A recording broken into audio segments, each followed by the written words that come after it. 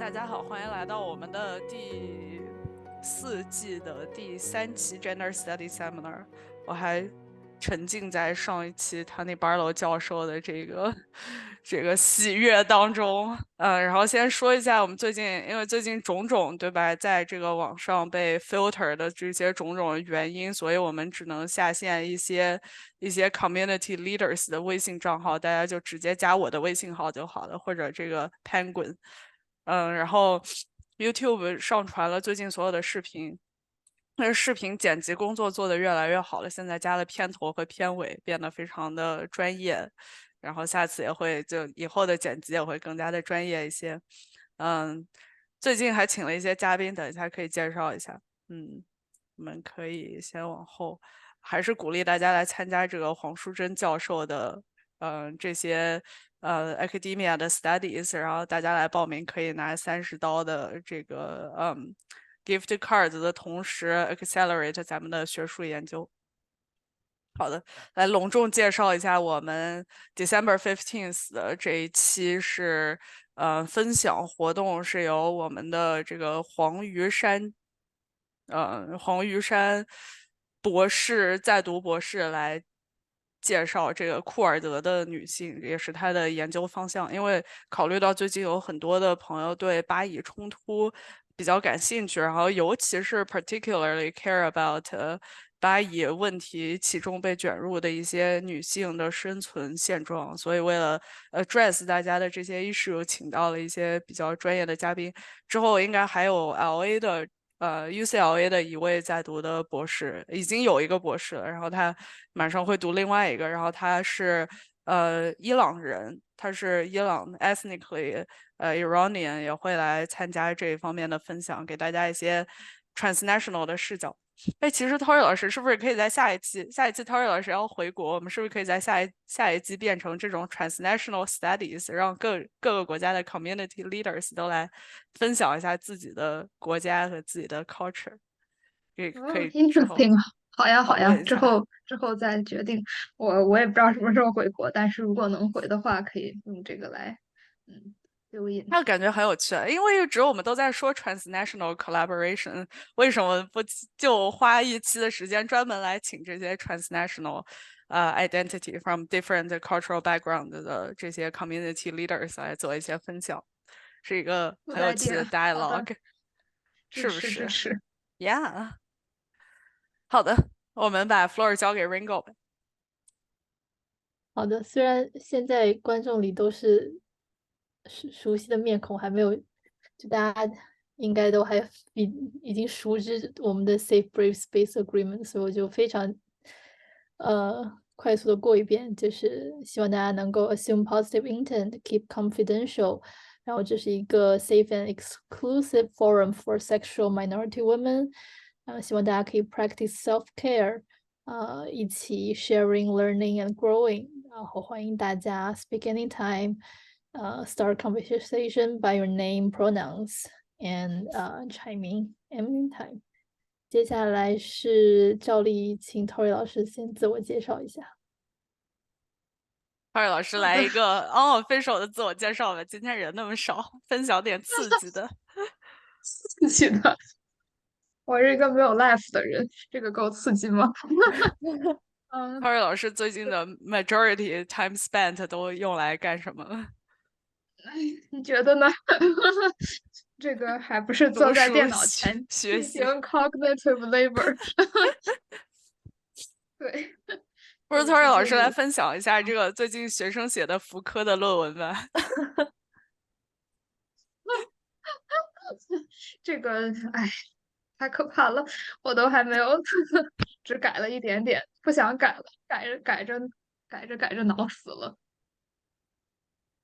就是呀，最近，哎，最近在疯狂完成一些 repetitive 的 TA labor，然后一边还要 struggle with 我自己的 projects 和我的 writing，Tori 老师的非常的同期奇怪。关于同期的 publication 是不是很快就要被出版了？呃，没有没有，这个出版这个过程你也知道有多漫长的，估计可能保守时间，嗯。1年吧。期然待一下。后太期待了！感谢魏老师居然还做了同期的研究，一个 side project，只是随便做一做，然后还在 struggling，所以等有稍微好一点，coherent 一点，再跟大家分享。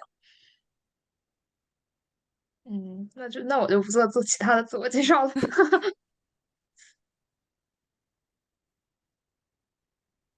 我们来先讨论一下我们的这一期的重点内容吧。先来一个 overview，然后我们再来 deep dive。嗯，overview 的话，就是想把这期和前几期的一些 themes highlight 一下，看他们有什么 connection。比如说，其中一个比较我们之前一直在讨论的一个问题，就是比如说 body 它同时作为 subject 和 object 的存在。如果大家还记起来，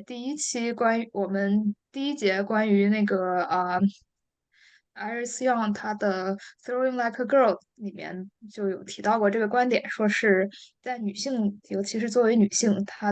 我们 experience body 的方式，很多时候是它 both as a subject and object。object 就是一个非常客体化的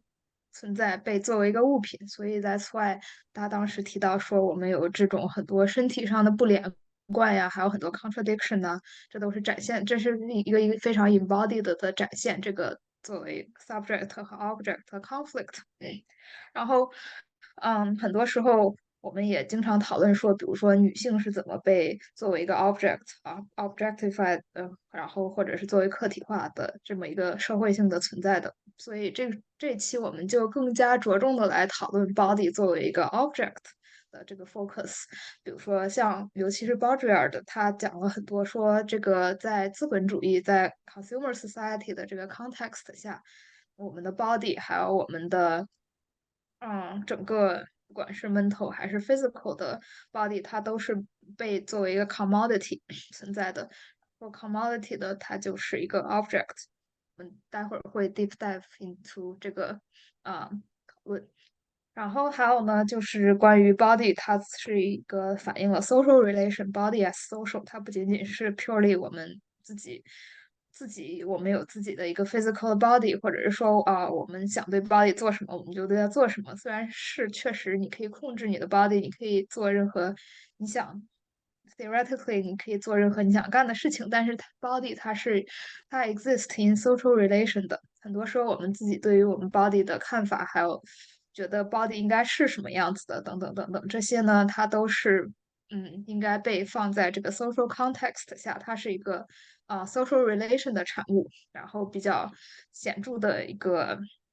体验呢，就是在 capitalist mode of production and consumption 的情况下，就是我们今天这期要讨论的内容，看我们对于它就是这个 social relation 是怎么 shape 我们对 body 的看法和对 body 的 investment 的。嗯，对，然后呢，接下来我们就要讲说这个 body，它就像笛卡尔的这个二元分立的话，它 body 呢，它不仅仅是一个 physical，然后我们的所谓的肉体，它也是说它是包括 mind 或者是 mental 的。所以我们在这期讲这个 Berardi 的时候，他最后会讲到关于 depression，还有一些 mental illness，这也是我们之后也会下期在最后一期我们会涉及到的一个讨论。所以这里先给大家先提供一个这样的空间，然后让大家开始思考。所以到时候做准备，就是说，body 它不仅仅是 physical 的，它还有 mental 和 emotional 的成分，这是我们接下来2期要讨论的内容。然后最后呢，就是这个我们会讨论到这个，因为这期的内容可能会比较 depressing，因为很多时候是觉得资本主义是一个无处不在，然后它很难去抵抗的一个东西，然后它 shape 了我们对于 body 对于很多东西的看法。然后我们很难跳脱出资本主义的这一套逻辑去看东西，所以我们就在讨论说，那应该怎么样去，有没有什么 way out，有没有什么我们可以做的事情，然后打破这套逻辑。所以呢，我们就是这里会 highlight queerness 和 body 还有资本主义的关系，这也是一个非常重要的 takeaway message。对，我的 overview 就到这里。这太 make sense 了，我 can't wait to dive deep in 这个 queerness 为什么是 well 的。我备课的时候还没理解，但我现在理解多了一点。好的，待会儿期待雨欣的分享。那先进入我们第一篇阅读材料的讨论，就是非常著名的思想家鲍德里亚的《消费社会》一书中的第8章，也是照例请 Tori 来先介绍一下这书的作者。巴dre尔的这个可能也是大名鼎鼎，甚至不太需要介绍的一个作者了。然后他是一个非常著名的法国的哲学家，然后也是社会学家。虽然在现在，比如说在我学的社会学里面，在北美的这个社会学界，大家还是不太。比如说会 cite 他，或者是他的 idea 已经没有感觉不是特别的中心，但是 still 他对比如说 philosophy 和 social theory 的贡献还是非常大的。然后他是他的比较著名的一个理论，就是关于这个 simulation and simulacra 的这本书里面提出来的，就是他也是一个比较会他是也是比较受比如说 Marxist school 这一套的影响的。然后呢，比如说在那本书里面，他就提出了很多说，simulacra 的这个概念到底是什么？就是在资本主义的这种社会的 social context 下，我们很多时候已经 lost 这个 loss of reality 了，就是因为 reality 它已经被各种各样的 simulation 和 simulacra，就是很多拟像化的东西取代了，比如说广告，比如说一些甚至都不是 ideology 广告，还有商品化，等等。还有 social media 等等这些东西，它已经在取代了所谓的真实性，然后我们可能已经就是这个 lost touch of reality 了。他说了一些这样的概念，待会儿我们也会去仔细的 unpack 一下这个到底什么是 simulacra 语心。想提问一下，他为什么现在不是一个比较核心的被讨论的人物了？这个我也不是特别清楚它具体的原因，但是我觉得首先它是比较欧洲的那一派的，然后这个本身在地理的，就是在北美的，比如说社会学，就是大家还是会讨论很多北美的一些思想家和思想。请问北美的思想是什么样的思想？它和欧洲学派有什么具体的 difference？Yeah, that's a good question. Actually，比如说现在的，其实很多 foundational figure 他们也是欧洲的，也不能说是北美的，因为毕竟北美的历史比较短。像这个 Max Weber，然后还有这个 Durkheim，还有 Marx，这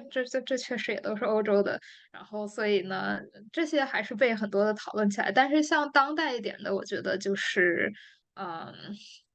我也不知道，感觉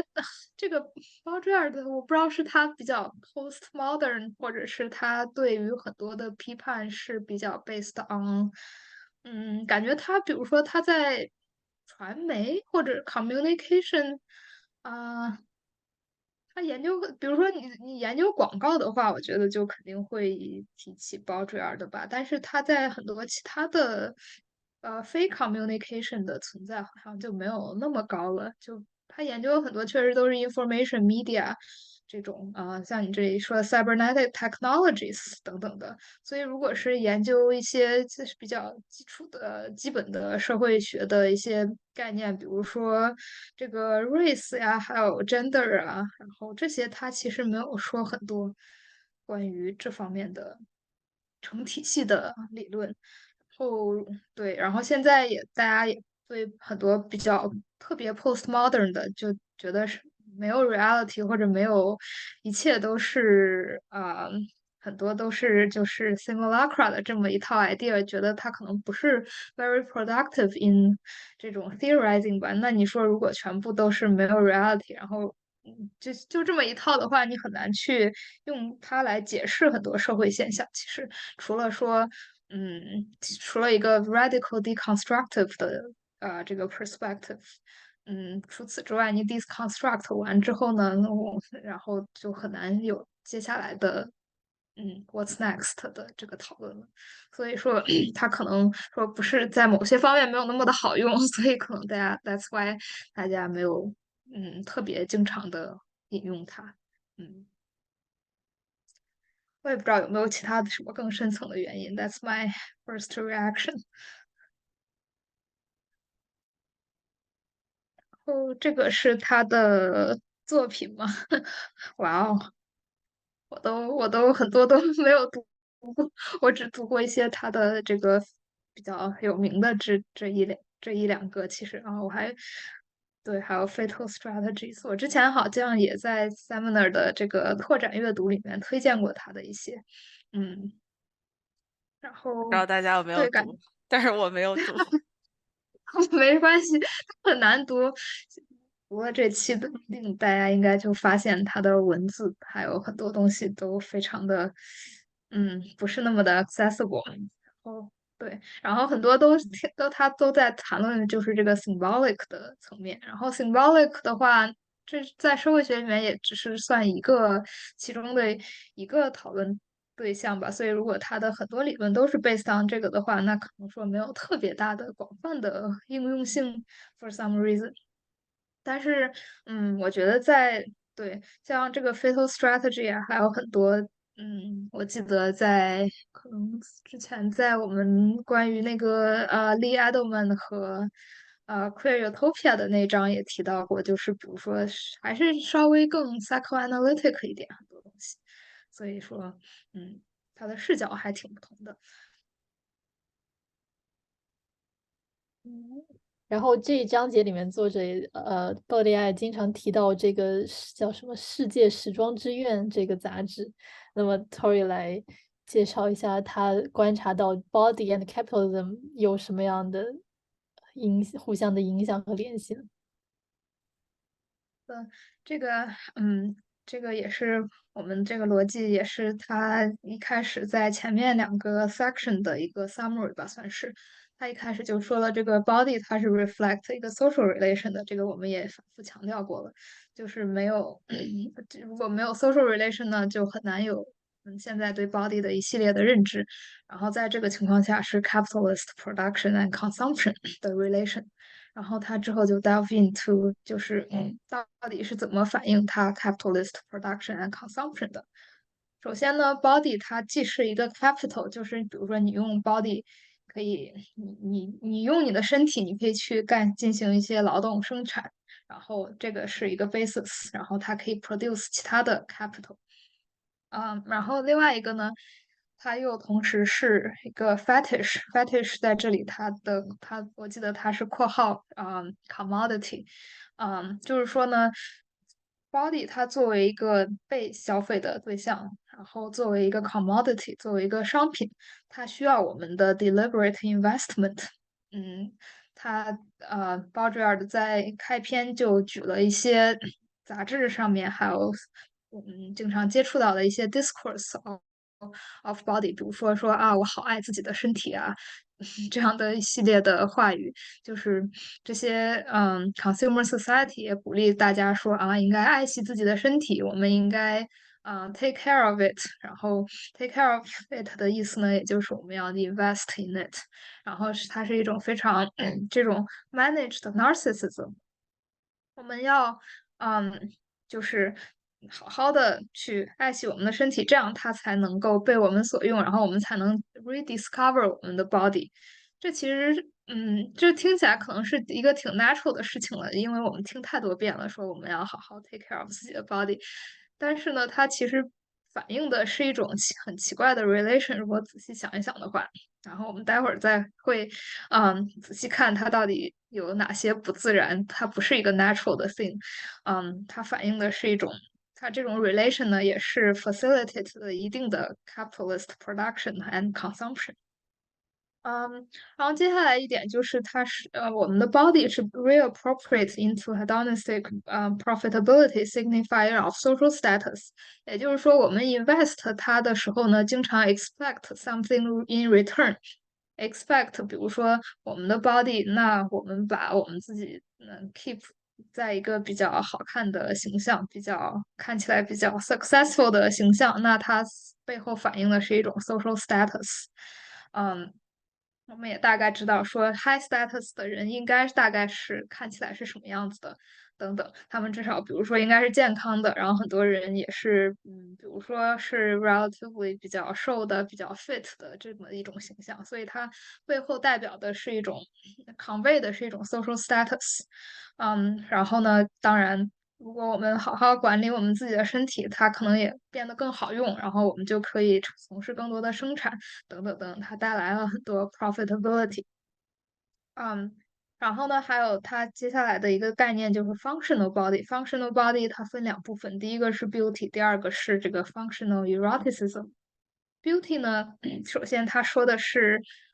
就是想到 beauty 这个概念，现在已经很多时候它变成了一种 moral imperative 了，就是说你好不好看，就是这个已经不是一个选择了，就是那大家肯定都会想说，我选择 beauty 是一个好看的，而且不仅是这样，就像我们之前上一期讨论的这个 being thin，being 就是不是很保持在一个就是所谓健康的体重，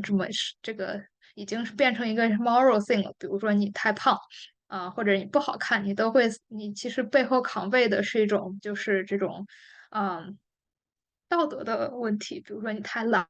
啊，或者是你这个人不求上进啊，等等等等，它是有这种一些 moral implication 的。然后呢，同时它也是这个a form of capital。比如说一个人长得特别好看，那你就这个 capital 就是好看的人和不好看的人在比如说事业上，在很多人际交往中，它带来的 advantage 这都是非常明显的。所以它可以作为一种 capital，甚至可以比如说，用你的身体去从事，比如说色情行业的话，那这个就更明显它作为 capital 的作用了。嗯，然后呢，还有就是它，这里提出的一个概念就是这个 beauty 呢，它已经不是一个 use value 了，它从 use value 变成 exchange value，从而又变成了一个 sign value。这里我记着要解释一下这三种 value 的区别。这三种 value 呢，是马克思主义之下一个非常重要的概念。Marx 一开始在他这个 Critique of Political Economy 还有 Das Kapital 里面都提出这些概念，是非常 fundamental to 它的 framework 的。首先呢，What is use value？Use value 大家可以想象一个面包，比如说，然后比如说我现在非常饿了，然后我想吃一些东西，然后如果我把这个面包吃了，那我就没有那么饿了，所以它可以 satisfy 我的一些就是非常 basic 的 need。那我吃完不饿了，然后那我这个 hunger 就暂时的消失了，所以它是有一定的 utility 存在的。但是这里提到 utility 呢，就 again 要强调说 utility 它不是说一个 measured in quantitative term 的，比如说在经济学里面，很多时候 utility 会被计算成数字。嗯，我记得之前经济学里面有一个 utility curve。嗯，然后这个它背后代表的是一套理论，然后你通过这个 curve 计算出一些数字，然后来计算，比如说商品的价钱呀，等等等等，这都是这一套的。但是呢，这个 use value 它更多的反映的是一种更多 instead of 比如说 quantity，它更多的是一种 qualitative 的。比如说我现在非常饿，然后我吃了面包，我觉得不饿了，这是一种 human needs，它不是美食。它不一定可以被数字来代替的，它是一种有的时候也是一种感觉和非常 fundamental 的一种 human experience。然后呢，但是呢，比如说把这个面包在资本主义里面，那我生产出来面包，我肯定生产出来很多，那我就要把剩下的卖钱，我不能把我生产下来所有的都吃掉。然后它一旦把它放到市场上，然后这个面包它就有了一个 price。那 price 呢，反映的它的一个 exchange value。exchange value，比如说我的一打面包可以换一打鸡蛋，我可能换不了一打鸡蛋，但是反正它反映的是一个不同商品之间的一种就是嗯 exchange 的关系。然后那这个 exchange value 更多的是被它的 price 反映出来，所以它这个时候就不仅仅是作为它能够 satisfy 我的 hunger 的这个 need 的存在了，而是说它在市场的这个 context 下，它可以被作为货币，它可以被计算成 monetary term，变成一种 money，然后把它卖了之后，我就有 money，我就可以用来买别的东西，所以这个是它的 exchange value。然后呢，这个 sign value 呢，指的更多的是说，嗯，它这个物品背后所代表的这个 social 的一些 connotation。面包这个例子可能没有特别多的 sign value 吧，但是比如说一些奢侈品，那它的 sign value 就很多了。比如说奢侈品的话，那我雨欣先说。没关系，你先说完，我想举例来 OK 着。OK，对，那比如说一些奢侈品，一些很多名牌的包包啊，或者是一个什么宝马、奔驰的这种车，那它背后代表的可能是 signify 了我的 social status，说明我是一个至少是 middle 或者 middle upper class 这么一个 status，然后它也代表说我这个人的一种社会的standing，所以它这个更多的是一种 sign value，它不仅仅是比如说一个奔驰或者宝马车几万刀的这么一个数字，而是它背后代表的这个 status。嗯，你说。我想举个例子，我在学习的过程当中我有所体会，来跟 Tori 老师分享一下，看看对不对。就比如说这个 use value，就拿面包举例的话，它就是一种，就比如说我吃面包，然后它给我带来一种 satious 一种满足感，就是我在大口咀嚼它，然后再感受它，然后再感受它葡萄糖融化在我嘴里那种给我带来的一种非常intrinsic natural 的一种mammal like 的一种享受，这种享受就是一种 consume 我肉体对它的一种 consumption，然后是跟它的价值完全无关的，它给我的一种体验，然后这种体验是只是对于我和这个肉体跟它建立的关系来看的，就它给我一种感受，这种感受就是吞咽的，然后带来的这种 power，带来就是给我身体里面产生这种 ATP 带来这种感觉。然后 exchange value 就是就像你刚刚说的，就很简单的，就是卖钱的。然后 sign value 就比如说这个面包，它可以是比如说现在流行的 sourdough，然后这种流行的 fine grain，不是那个什么 whole grain，或者就是一种 specific。最近我都在看那个 British Bake Off 嘛，这个里面就是什么。最近这周刚好是面包周，然后大家bake 的是这个 cottage bread，然后就是这种是这种不管是家庭的，然后还是这种带来的现在 baking culture 背后是这种 healing，这种 family，这种 sharing tear and share，然后这种就是 bake 要给周围的 community group，然后或者 bake 代表一种 organic，代表一种 handmade artisanship versus 就是只是吞咽咀嚼这种带来的，就是带来就是消化带来的这一种非常 intrinsic 的，就是无法形容的一种肉体上的感觉。它给我带来是一种自己对自己的想象，就是我生活在一个大家都爱我的氛围，我给大家烤了面包，然后这个香气四溢，里面放的都是我自己精心调配的 recipe，就是这样一系列的，就是这。这可以是一个比较好的例子嘛？就是我们在讨论面包的时候，它背后的这几层关系。啊，太棒了，谢谢！我没有想，我都没，我看来我对面包的了解还是太少了，都没有想到它背后的这些 sign value。但是当你说起，比如说 sourdough，然后或者是一些 whole grain versus，比如说，对，比如说 working class 他吃的面包和 upper class 他吃的面包是非常不一样，他也不会，比如说从星巴对，克买很多面包，虽然他们的口感可能确实是差现在还不多的，有那个但是。还有养那个 sourdough，就是不仅要去外面买 sourdough，得把那个豆养在家里，就那个菌得养在自己家的冰箱里，因为每一个地方根据水土和风俗环境，它那个菌群它是会随着周围改变而改变的，所以它变成了一个就是自己只有家才能有的这个非常 unique 的这个 experience，那就很 exclusive 的属于这个非常 high end，所谓 high end 的精英团体，就根本不是一个可以买到的东西，不是一个流通的，它这个 sign value 就体现的非常淋漓尽致。然后你吃的是一种这种 exclusion of normal middle 这 lower class people，你就吃的时候是一种高端，一种 exclusion，一种对自己生活品质的追求。哇哦，我都不知道三味豆已经进化到这种地步了。谢谢，这个例子太好了，实在是。这这个非常好的体现了三八六。对啊，就像以前，我觉得很多时候我看来的可能更多的是一些比较大的物件才能体现，然后但是现在随着这个资本主义的发展，感觉越来越小、微小的这种每一个食物，然后每一个任何东西都可以被资本化，被它translate 成这个很多很多的 sign value，它背后的这个 effort 也越来越多了。要自己在冰箱里养这个 sourdough，我倒是从来没有养过。Interesting，嗯，OK，然哦，后我还想举例这个 eroticism，就想提问，嗯，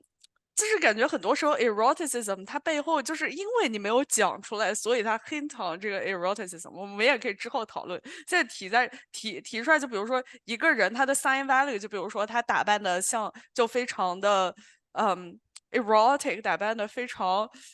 想要引起别人的欲望，甚至 seductive。然后但是就不会有人，比如说我今天可能化了妆，然后我跟别人说，哎，你看我今天化的妆是不是显示我很美？这样的话，我是不是可以 seduce 到别人？这样是不是就是可以形成更多的社会价值？是不是就 by the fact 我们不去分享，然后它这个 intrinsic value 它才比较 matter，它才可以在一个 sign value 的层面 keep reproducing。那假设我就是今天背了爱马仕出门，我就说，哎，你快看我的爱马仕，我爱马仕是多少钱？然后你看我是都花了多少钱在哪儿买的？因为它给我体现了一个什么样的价值，体现我是一个高端的人，你买不起，但是我买得起，所以你不行。就证明我有在社会上有更多的资本，有更多的 power，我可以碾压你，就是这样一种感觉。所以你得 worship 我，就是这样。如果把它说出来了，是不是他就感觉少了一点什么？就是因为没有说，然后反而就是形成了这样一种 power dynamic 啊。好，我就提出一个问题。Yeah, exactly。确实，我觉得说没说这个还是确实很重要，因为很多时候 sign 它确实是 assume 了它 by the virtue of 它存在。比如说，我现在如果露出一个我不知道非常贵的这个手表的话，那我什么都不用说，我不会让大家说啊，快来看我的手表，这个代表了我很多东西。然后就是反而是我不说这个 fact，让它变得更加尊贵，让它变得更加的显示我的 status。我一说呢，反而变成这种土大款了。所谓的土豪呢，可能就是把这些东西都 in your face，然后说出来，然后，但是如果是真正的所谓，就是至少不是我这么认为，但是大家可能很多人这么认为，说真正的高端，它又有 cultural capital，然后又有这种各样的 capital，它都是不经意间展示出来的，就是什么撸一个袖子，然后展示出来，这个更加 enhance 了它的 status。非常有趣，我觉得这个给大家更好的这个观察的 lens。呀，真的，对，这个说到这个 eroticism 也是这个，它确实很多时候它是一个 social exchange of science rather than about individual desire 和 sexuality。比如说呢，那我如果打扮成一个很性感的样子，我不是说我真的是要，比如说 ask 我今天第一个见到的人 for sex，或者是说是让激起这个人对我的 desire，或者是怎么样的，而是更多的时候，它只是一个 sign，它只是 signify 了一些我的，就是非常浅层的 signify 了一些我自己的，比如说一些 image 呀，还有是我这整个人的一种感觉呀，它不是说 about 任何 individual 的 desire 和 sexuality per se。玉珏老师要开麦分享一下呢？Anxious Wealth。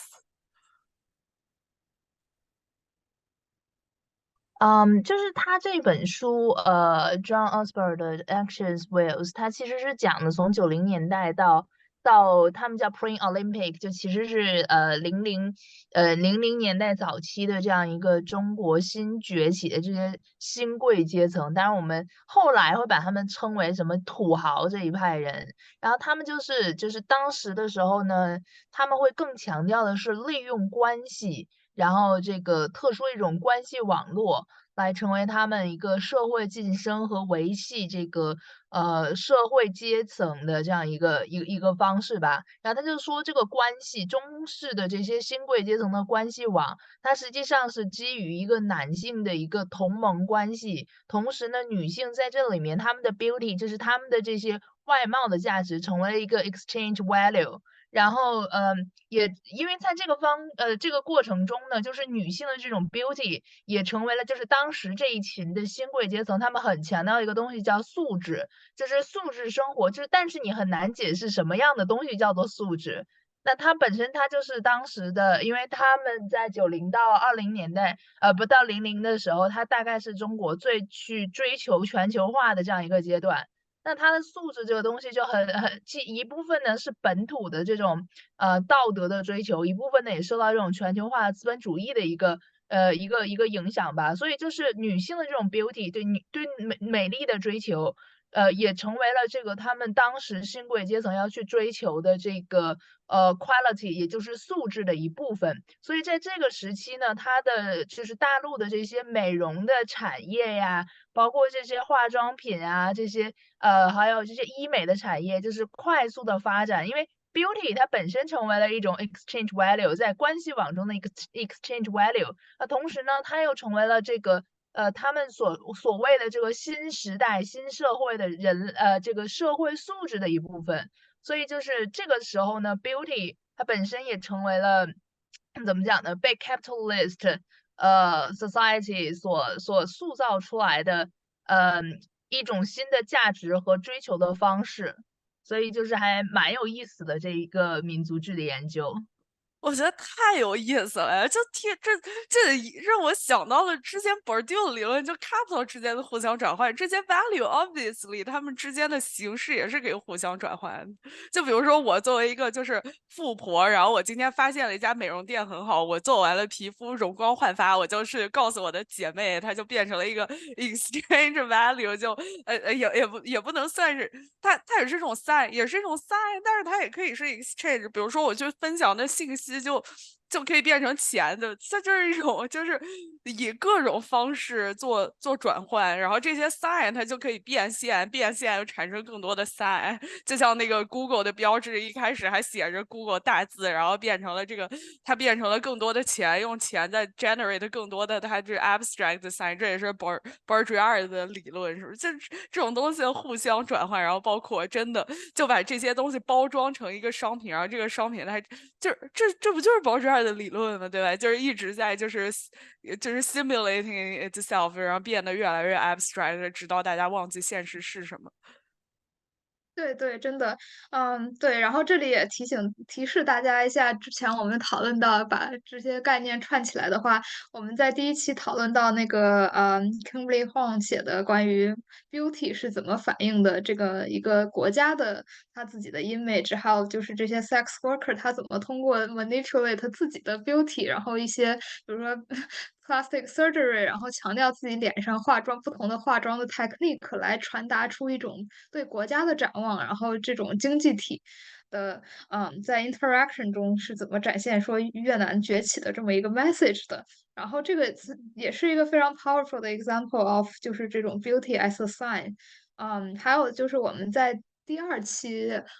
关于讲中国的那期里面，Lisa Ruffle 教授讲的关于这个 modernity，就是 beauty，它其实，在我们现在新的一代人里面，已经成为了一种 modernity 的象征。那比如说我们的 grandma 的那一代，他们可能就，他们对于 modernity 的追求，可能是比如说革命的热情啊，等等等等。然后每一代他们有不同的对 modernity 的追求，但是像 beauty 的，就在这个资本主义的 context 下，那我把自己打扮的，比如说这种漂漂亮亮的。或者是所谓的就是认真的 present 自己，那就是一种 modernity。所以它背后有非常多的 ideas 和 concepts。真的，我还想对话一下玉珏老师这个素质这个词，这个词真的是被 abstract 了很多层，用包这样的理论。就素质，大家说你这人真没素质，它背后表达的是什么？就是你这个什么可能就比较穷啊，然后没有接受很好的教育啊，什么就是或者就是类似就是我比你厉害，它背后传达的是一种很多 symbolic 层面上的东西，然后就被大家 pack 成一个 symbol 一个 sign，就是有素质或者没素质，这个人素质高，然后他背后他展示的就是一种没有办法真正被言说的一个东西，是不是？然后展示一个人，就是什么 Bourdieu 讲的这个 habitus，是不是也里边也有这样一些概念？然后就对，是的。对这个素质这个词本身，就是如果用包卓尔的理论，是不是算是一种被这个他怎么说被 simulate 的，就是 simulate cry 是这个概念吗？是这么用的吗？陶然老师解释一下。嗯，well，确实，我觉得广义上来讲，就是所有的说这种被一些 sign 然后塑造，然后以至于我们就是已经 lose touch of 它最背后到底代表了什么的，这些都可以算成一种 simulacra。对，素质这个也是真的，它尤其是在很多 official 的 propaganda 之下，就是所谓的，比如说素质教育啊，还有被任何这些官方移用，然后就变成了一个 difference making machinery 了。从某种意义上来讲，因为感觉很多时候觉得啊，农村的人没有素质，有这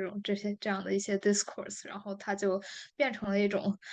分层 social stratification 的一种 justification。但是到底素质是什么本身，嗯，哎，就这 reality 在哪儿？就是它没有 reality 了。就是我觉得这是一个很好的这个 boundary drawing 吧。就是用这个词的时候，大家是好像只是在展示一些，就只是在 draw the difference，但是它似乎已经 lose 了这个 reality 这一部分。这它代表到底是一个什么东西，好像已经没有办法被很好的解释了。是的，是的，真的。对，社会学里面也有讨论一些关于素质，在中国的 context 下，素质和 cultural capital 有什么样的关系？我晚一点也可以找一找，整理一下，如果大家感兴趣的。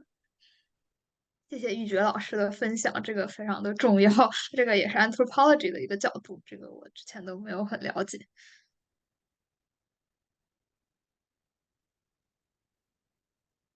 我们先下一 OK，章吧。那好的好的。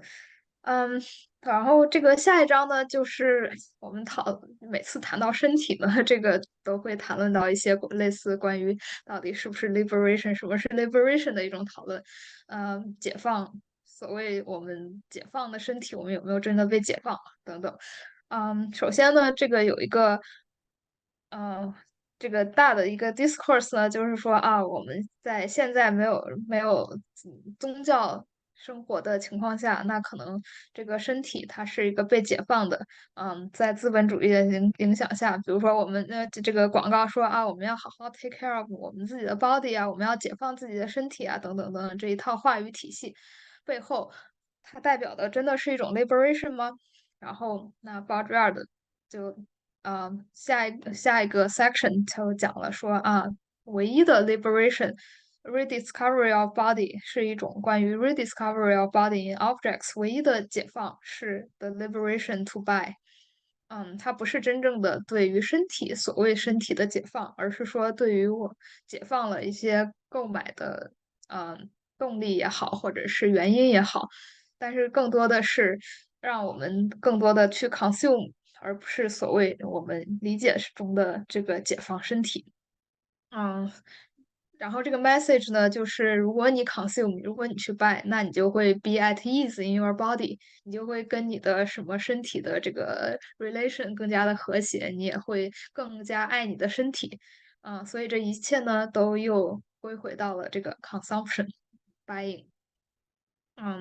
因为呢，为什么是这样呢？因为 body 和 objects 它 form 了 a network of science。这个 network of science 我们之前在第一期关于 Bourdieu 的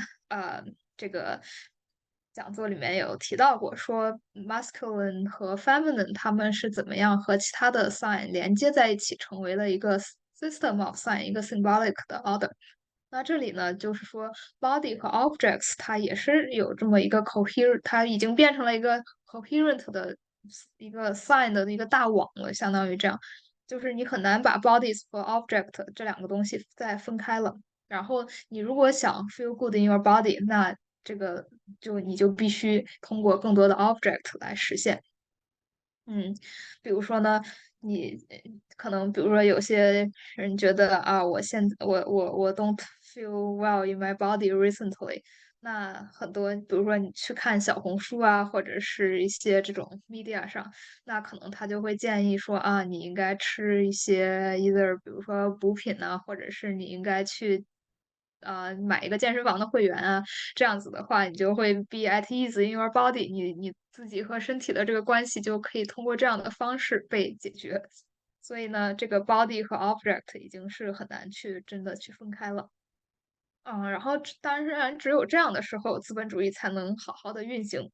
这个鲍扎尔的说了，The individual has to take himself as the object, as the finest of objects, as the most precious exchange material, for an economic process of profit generation to be established at the level of the deconstructed body of deconstructed sexuality。因为资本主义的逻辑呢，就是要把所有的东西都变成 sign，然后变成 sign，它之后才可以被 exchange，都可以被就是被数字化。所有的东西，不管是 body 还是其他我们日常生活中的物品，它都可以被 reduce 成一个数字。然后一旦被 reduce 成一个数字呢，你就可以通过 exchange，通过 production consumption 的这种 cycle 去处理它。那你说，如果一个东西它不被这样简化的话，你就没有办法把它放入到这个资本主义运行的网络里。所以说呢，这个时候就是它这个现象呢，就是一个 deconstructed body 和 deconstructed sexuality。我们已经 lost track of 它的一些很 qualitative 的东西，而是把它变成一个非常肤浅的一个数字，或者是一些表面的 sign，然后对它进行一些操作。然后后面呢，他又提到了这个 concept 叫 myth of liberation，就是说 woman 和 body 很多时候被绑在了一起，就是 woman 就是你想到了女性，可能更多的就直接想到了说啊，女性身体，然后身体 liberation 这一套已经是一个。就是这个逻辑关系就是已经被 assume 了，然后我们很多时候想到一个会直接想到另外一个，然后他举的另外一个例子呢，就是年轻人。年轻人很多时候被 associated with 就是 rebellion，就我们想到一个年轻人的形象，那我们可能就觉得啊，年轻人应该去 rebel。然后同样的这个逻辑也 apply to women body liberation。就是当我们把一个群体，比如说 women 这个群体，或者是年轻人的这个群体，把他们已经 map 到了一个 concept 上，比如说 rebellion，比如说 liberation。那这个时候，其实虽然看起来确实，就是 women 被 liberate 了，然后 young people 也确实有在某种意义上 rebel 吧，这个不能完全 deny 它的 truth。但是，一旦呢有这种一对一的 mapping 的关系，它其实更多情况下是限制了它的 potential，它的 revolutionary potential。比如说，那你觉得啊，年轻人应该是 rebellious 的，那就是说，那老年人是不是就是 rebellious 的？或者说，这个年轻人如果是他们本身的 nature by nature，他们就是应该是 rebellion 的，那就其实是把我们是一种 distract 我们 from 就是 the real structural problem of why we need to rebel，不是因为他们是年轻人，所以他们才要去 rebel 的，而是说可能它本来就存在一些社会问题，然后每个人都应该去 rebel 的，但是通过这种逻辑关系的这种限制呢，就是嗯。就 limit 了这种 revolutionary 的 potential。然后，对，同样的也是 woman 和 body 之间的关系，雨欣有什么问题和 comments？有一个 comment，就今天晚上刚发生了一件事情，就是就在出去吃饭的时候啊，其实经常有人跟我说什么，因为我现在已经30岁了，很多人就会说你看起来不像30岁。刚看到这个就觉得就是什么样才像30岁，什么样不像30岁应该怎么样，应该生孩子，然后就每天就是鸡娃这种，打破了大家很多的这种真正的欲望，就是真正跟自己就是 body 做的事情，不管是 body 还是人精神上的，就总是就是要把它 condense 成一个表面的一个形象的，然后就 fail to 挖掘更深层次的这些东西。我想是的举这个健身，exactly。房的例子，就我当时看到，Yeah, 我 yeah。一瞬间我觉得哦，这个好好，我想变成这样，我办会员。然后仔细想想不对，我只要去 work out 就好了，为什么一定要办这个 Equinox 一个月500块钱的会员呢？我自己在小区家里跑跑不要钱，就是这个就 fitness 为什么一定要变成这种商品化的形式？然后感觉就很容易就 fall into 这个消费主义的陷阱。哎，真的，it's everywhere。真的，这个图片也非常的好，大家也可以来分析一下这个 "It's not fitness, it's life" 这个背后到底是一种怎么样的 message，以及比如说我们第一眼看到它的第一反应是什么，他们反映了一种怎样的 desire 和怎样的 disguise。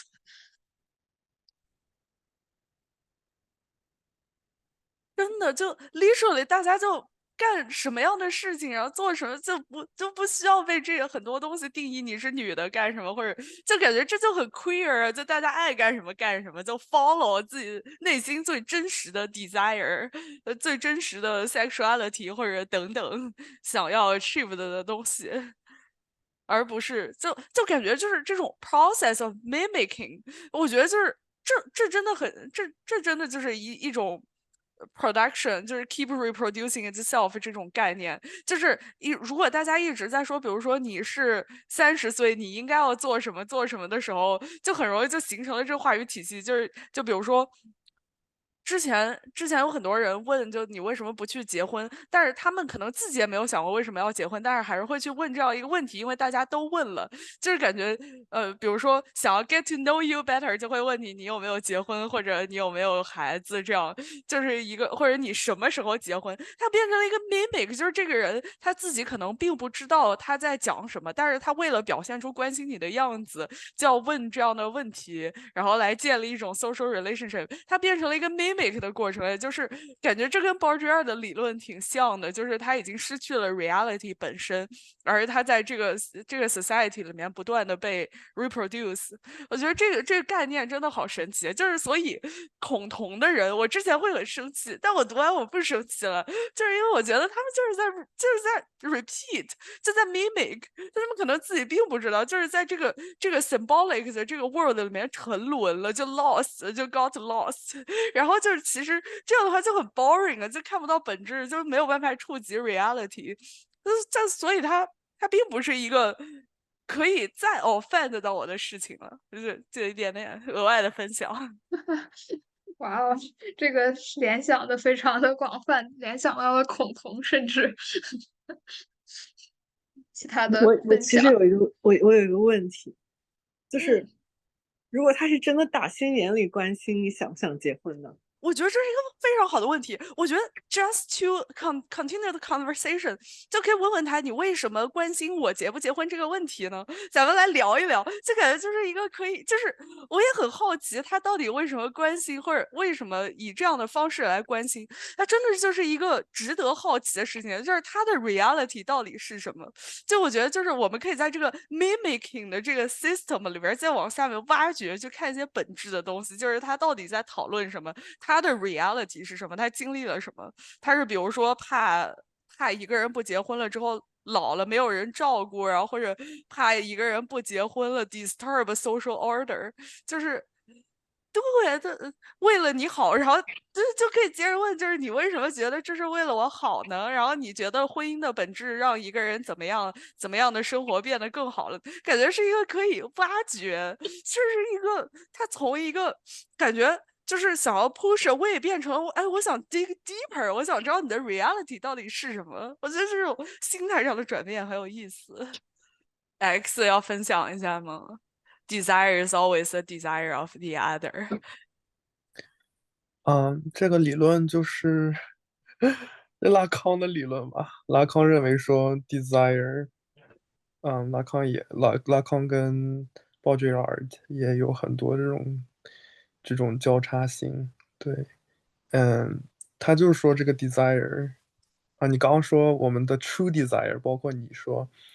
那个符号，simulation 一层之后又是另外一层，你说本质是什么，然后大家忘了 reality 是什么。但像拉康他就在讲，其实这个就是可能不存在一个本质性的存在嘛。然后你像之前我们讲这个 the real 跟 reality 的时候，其实 reality 它是有 imagery，就是可能很像Baudrillard 这里讲的 simulacra 一样，它是有一个依附系统组织起来的，然后彼此互相建构成的一套系统。那它其实它是要互相参照，它才形成了意义。就比方说素质这个事情，是因为，那我跟你做的不一样，我有 sourdough，然后你吃的可能就是 plain bread，那我跟你之间是有这个 difference，我 take different position，那不同的position 它就有了意义，它互相建构了意义。有一个就是 binary system，包括 gender 也是一个 binary system，男跟女他 take 不同的 position，那它就产生了不同的意义。但是它如果把这些东西都解构了之后是什么呢？就是你说真正的 desire 是什么？其实它也可能底层也没有一个真正 desire。就是对于拉康或者说Baudrillard，我觉得好像他们都在讲的是把这些依附系统去掉之后，there's nothing，there's nothing in the real，就是我们其实都是一个互相建构的过程。我记得你还提到过，就是 queer world is a world in relation，对吧？嗯，我有点，你说这些的时候，我就会想到，可能就是把这些依附系统的建构都拿掉之后，底下是什么，其实是一个虚无的概念。就是我觉得我们的欲望是怎么产生的这个问题，其实我可能读的不够深，但是就是我们的欲望可能并不是我们自己产生的，而是在这个依附系统当中被构建的。包括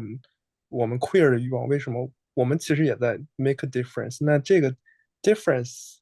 它本身就是构建在一个可能原来有一套系统，这个系统我们不认同，所以这个 desire 也是由以前的某一个符号产生的。我觉得我有个问题啊，就是这个关于比如说这台素质举例，就是对话一下，就大家为什么不直接说呢？为什么就要以这种委婉的这种就是不明显的方式去说你没素质？为什么不就是大家不就说我觉得我比你厉害？我觉得我觉得你没有素质，因为你小的时候没钱读书，所以你就是穷，然后我就看不起你。为什么大家不这样说，然后反而要把它包装成素质？或者就是还是有一样，就比如说拿爱马仕，为什么不直接说，哎，我有个包你没有，哈哈，你买不起，你不行，就我比你有 power。就大家为什么不 invite this type of conversation？大家就聊一聊呗，就是为什么这是不是那个下一篇文章还会说 competition 的概念？大家就想赢，是不是在这种赢里边？就像 X 你说就找到这种社会关系，大家就本质欲望就想赢，是这样吗？就是赢是一种欲望，然后就在这个。哦，又结合 Bourdieu 了，在不同的 field 里面赢着。现在的 field 让我们赢不了，咱们就自己搞一个自己的 field，然后就给大家玩各种各样的游戏，让大家赢。我也不知道这最底层的欲望是什么，但是我有一个问题啊，也问一下 X， 也问一下 Tori 老师，就是大家为什么不就直接在表面上说呢？为什么这些东西反而是不说的呢？大家为什么就要拿一个爱马仕不直接说？哎，你看我有这些钱，你没有，哈哈哈！就为什么不这样呢？ X 要先回答吗？你这样说，我就想起来，我还是想到拉康，包括这个 simulacra，它就必须要通过去包装，它才就拉康用的是 phallus 这个概念，就是他也认为说 phallus 它只有被 hide 之后，它不直接展示 power，它展示的是这个 status，是这个 status 的 power 赋予了这个人 power，其实就是如果我们把一切都摊开说了，其实我们人与人本质上没有什么区别，我们就是要通过借这些符号产生的这个，我昨天还在跟 Tori 老师讲，我们要是借这个 position 的力，才可以有一定的 power。所以我觉得，就是如果我把一切都摊开了说，那其实你的命跟我的命，大家都是一样的，就对呀，其实对，一切意义也就都消解了。那到最后就是无意义，就是无意义这件事情其实不是，其实是人类很难去接受的一件事情，我觉得，对吧？所以就需要我们去构建意义，在这个构建意义的过程里面，它就产生了 difference，然后这个 difference 它又产生了一些 conflict。我是这么感觉的。Tori 老师，有什么分享的可以这样讲一讲。说下去，我觉得咱都要就是念佛了，就是感觉进入了一个佛教。那就把它稍微扯到社会学的角度一点吧。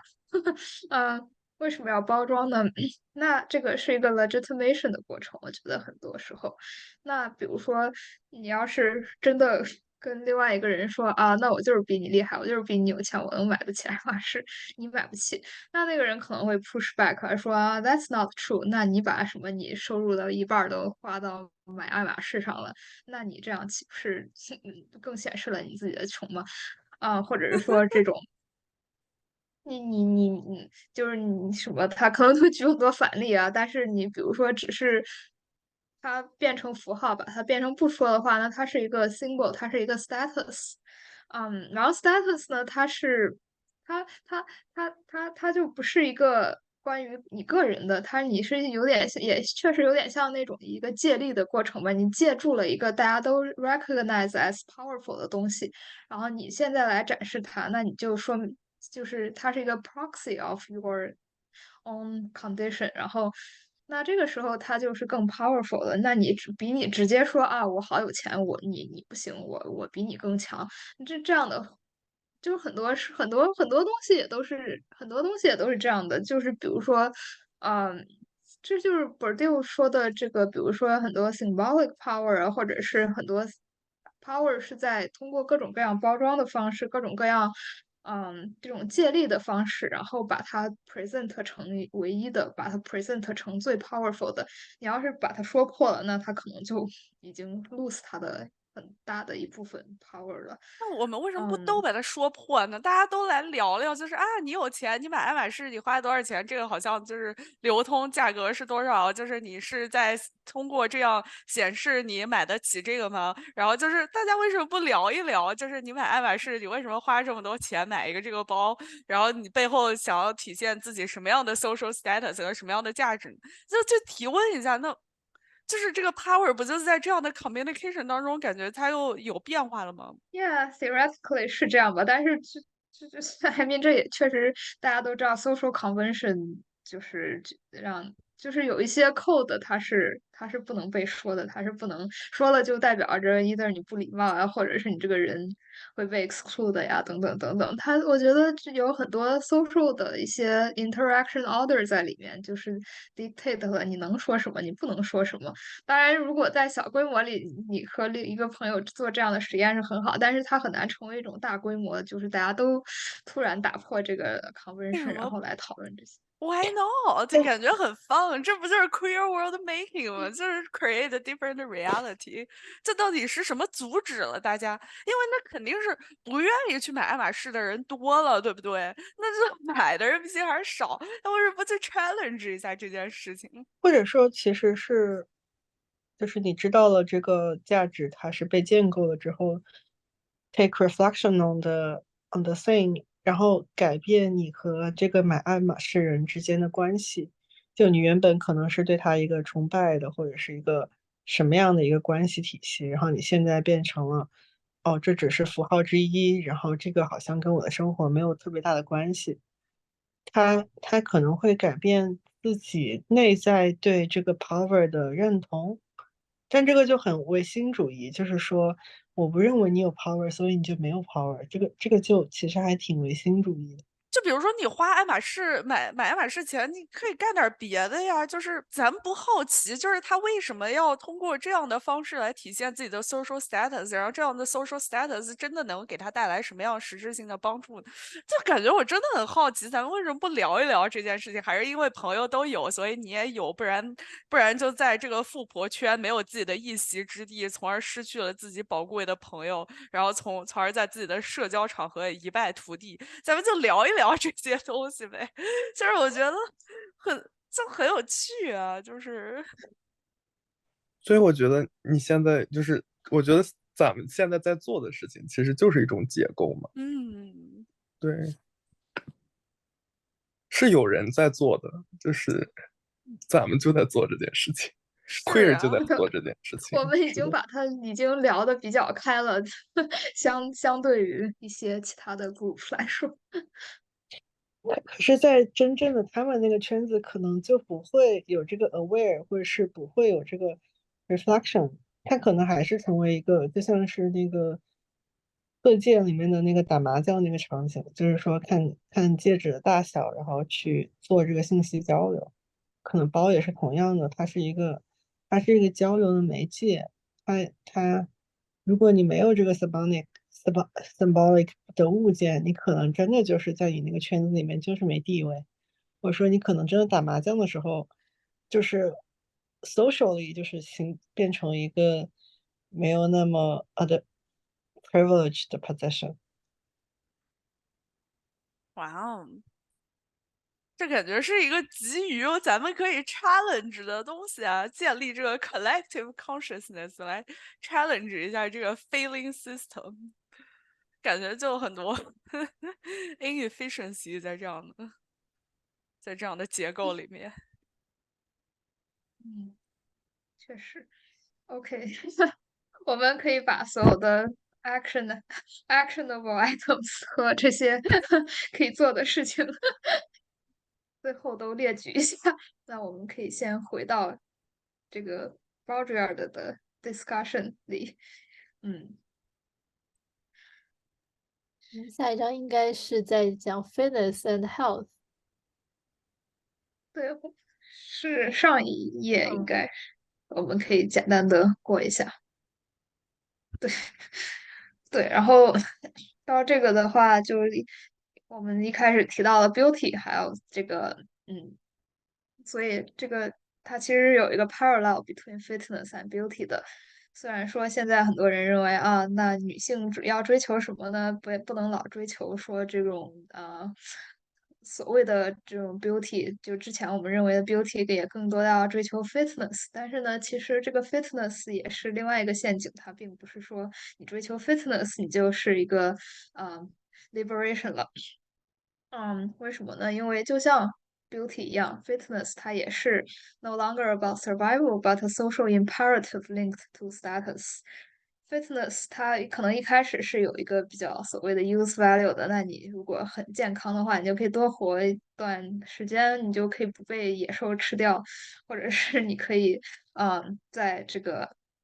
很残酷的时候多 survive 等等。但是呢，它现在也是一种 status。就是它都是一体的这一套包装，fitness 也和 beauty 肯定是 link 起来。你如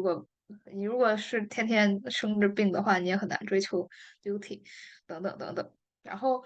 嗯，这个呢就又牵扯到这个 doctors 就像之前的这个 priest 一样，它有了一种神圣的方式，因为大家都在追求这个 fitness，然后 fitness 它也是一种 consumer 的 commodity。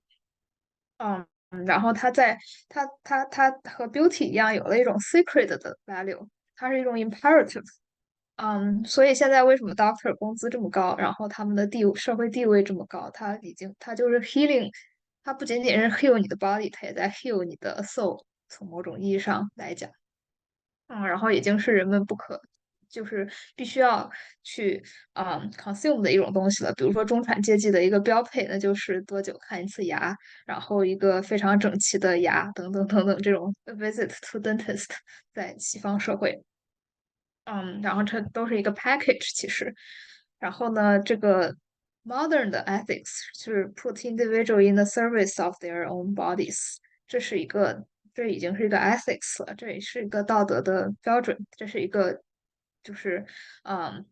这个为什么用 ethics 这个词，也是他提到了这个韦伯的 Protestant ethics，就是新教伦理与资本主义的这个联系。比如说在这个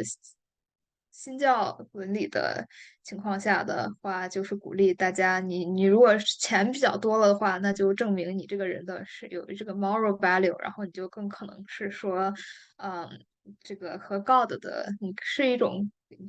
和 God 的连接的一种证明。然后呢，这种 modern ethics 在现代资本主义的 context 下呢，更多的是强调你和 body 之间的，你要 take care of your body，你要 serve 你自己的 body，这已经成为一种 imperative 了。然后这个脑白金的广告，大家应该从小到大都看过很多。这个也是背后说的是一种关于 fitness 和 health 的 imperative。比如说这个 image 就是一个什么年轻态健康品还是什么，我记得那句广告就是对于一种嗯年轻啊，然后 health 的追求，然后不管什么样的人，你都可以送礼送他脑白金，然后看长辈，然后看领导等等等等。然后它也是在这种情况下成了一种 sign，它成了一种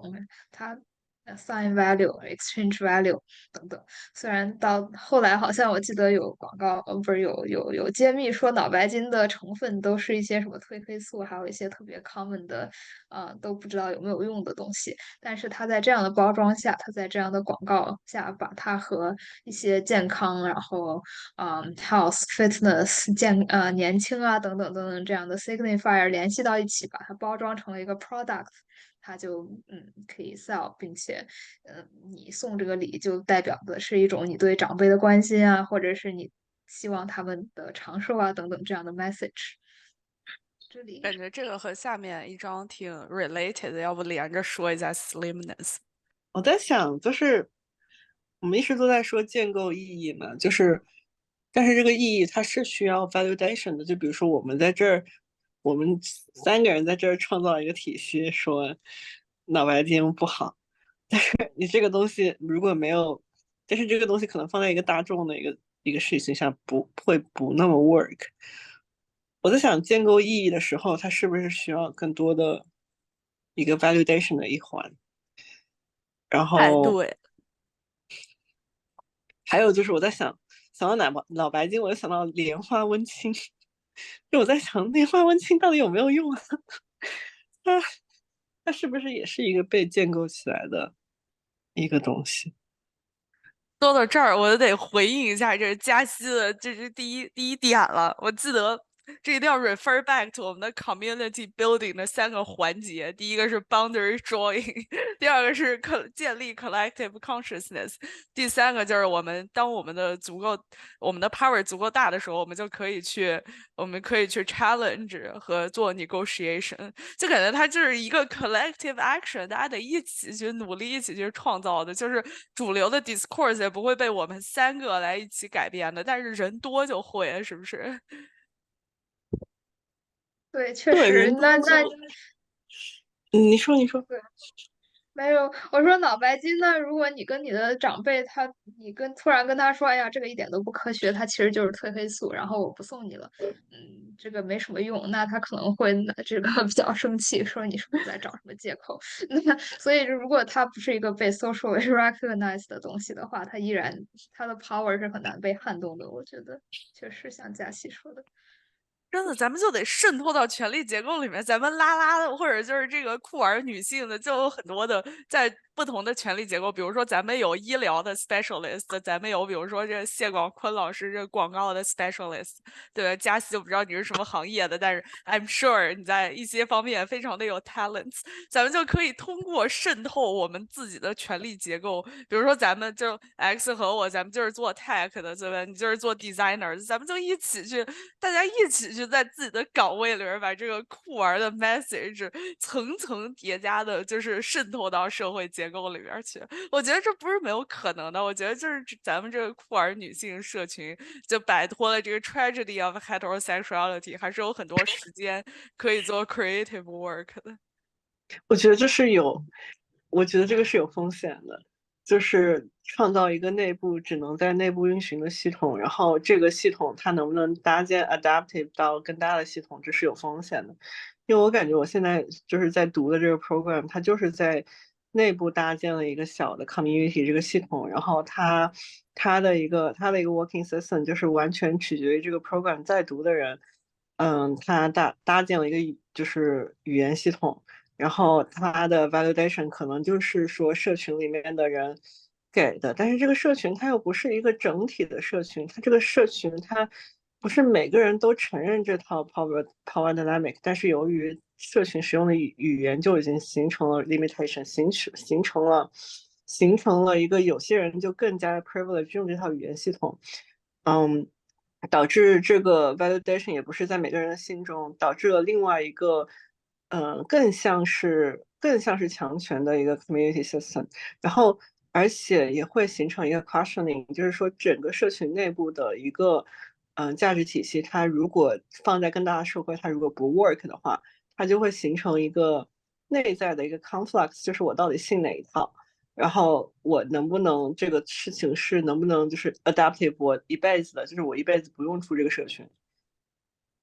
哦，我想回应一下，我的 propose 不是就是建立一个小的社群，而是渗透到主流的社群里面、主流的社会里面。就是之前我们讨论那个婚姻结构的时候，就说就是我们不是不结婚，而是就是我们 reinterpret 的结婚渗透他们，就是他们不是说啊，结婚象征着 chastity，象征着 holiness，好，我们结婚就象征着把女同性恋搬运来美国，就是这样一种，就是好，这是你的 system，行，咱们渗透你的 system，就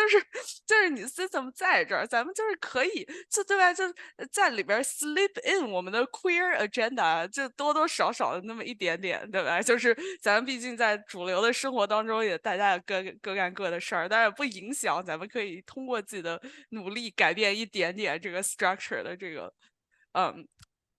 这 overall 的 discourse。说不定可以，说不定哦，还可以。有这个 coalition forming 也很重要。之前是玉珏老师一直说的，咱们的 trans community 和 disabled community 的建立，就是一种，就是我们自己不行，但是有很多其他的 group equally 的被 oppressed，就是咱们买不起爱马仕，那可能就是那。工厂里边的很多男的也买不起爱马仕，那咱们就一起建立一些，先推翻一点建立，比如说什么，他们建立工会就很好。之前就是嘉宾分享泰尔老师建立的工会，然后就感觉就 coalition forming building bridges，像之前 Tory 老师讲的这个 bridge building， 对吧？就是 reach out， 就找到一些 commonality，push forward 的一些 political agenda，move on 去建立，就每个人都就是没有 community 是 intrinsically safe 的，对吧？这就是上学期的内容了，大家之后可以回顾一下。但是 coalition forming 也是很重要的，就是 define the symbol 高仿爱马仕卡 and the use value of marriage。Yeah， 真的占领他们，让他们变成让他们变成那个 minority， 让他们没有婚可以结，咱们结咱们的婚。雨欣又吹响了这个战斗的号角，非常先非常说，先 passionate，口嗨，让自己爽一把。挺好的，挺好。而且谢谢帮大家把很多概念都串起来。我觉得这加息的问题非常非常 make sense，真的。遇到这些问题，咱们就得想解决方法。来，slimness，Tori 老师，请开始。好的，关于继续对于 body 的讨论，就是我记得也是Baudrillard 对于 fashion 产生了一系列的观察，比如说 fashion 呢，经常是以这个 interplay between，比如说一些 oppositional 的概念，比如说新和旧啊，或者是就是比如说前一季的新品，然后你到下一季就变成了旧的，然后它是一个 cycle，它是不断的替换的。到明年它就又不一样，然后又可能之前有一些复古的潮流啊，等等等等，把之前的旧变成新，把之前新变成旧，它是 play on 这些这种很 oppositional 的概念的，但是呢，却很少说有 play with 这个 slimness versus fat 的这个概念，然后 slimness 它永远都是一个比较有 absolute 的。地位的一个东西，所以为什么呢？就是所以他就专门画了一个 section 对 slimness 产生了很多讨论。然后 slimness 呢，它代表的是一种 repressive solicitude，就是在这个就是它是一个要被在我们现在物产生活呀，还有什么 consumption 都是在溢出的情况下，大家一般都是会追求，比如说奢侈啊，或者是追求 excess 的这种 context 下，那么 slimness 它就代表着是一种很独特的存在，它是一种 repressive 的东西，因为你要不断的去，比如说抑制你的食欲，然后你才可以一直保持你的身材，然后。你需要不断的 manage 它，你可能两个月没有管你的身材呢，那你可能就会 overweight 呀，等等等等，所以它是需要 constant management。然后这个 the body becomes that menacing object which has to be watched over, reduced and mortified for aesthetic ends。所以我们对于我们身体的关系，它就是一种身体是需要我们不断的是需要不断被我们 manage，是不断的被 watch over，然后 reduced，然后为的是这个 aesthetic 的，为的是比如说一个 beauty，为的是这个一个 functional 的eroticism，它是有这样的一些sign value 在里面的，所以我们必须要去符合追求这个 aesthetic end。所以这个背后的是一种 fashion imperative 和 death imperative，这两个是非常 contradictory 的。其实，嗯，就是比如说我们不断的去 repress 它，我们不断的去试图，比如说减肥，甚至有的时候危害到一些健康的时候，那这个展现的是一个 death imperative。然后，但是呢，这些所有的社会里面的 contradiction，比如说我们一边追求很多事情是追求 excess 的，很多事情追求这个奢华 opulence，但是同时呢又追求 slimness，这些都是反映的是一种社会的一些非常 fundamental 的 contradiction，然后他们在 body，在我们追求瘦的这个 embodiment 中完美的体现出来所有的这种 social contradiction。这是他对这个 slimness 的讨论。这里讨论的 slimness，它有 social context 吗？它有针对某一个 group 吗？女性，白人，还是说它是一个 cross culture？感觉确实他这里讲的还是更多的是西方社会吧，因为他也说很多在一些其他的社会，可能胖是美的，然后胖是被 value 的，但是至少在现在他讨论的社会里，比如说法国或者像美国这种社会里，而且是白人的，他好像没有怎么讨论到 race 和gender，至少在这个 section 里面没太讨论到 gender。虽然感觉 slimness 确实是非常 gender 的一个东西，那比如说 如果你很 muscular，那他可能就追求了 slimness 就没有那么的 priority 了。肌肉多的话呢，他可能就不会符合特别瘦的那种。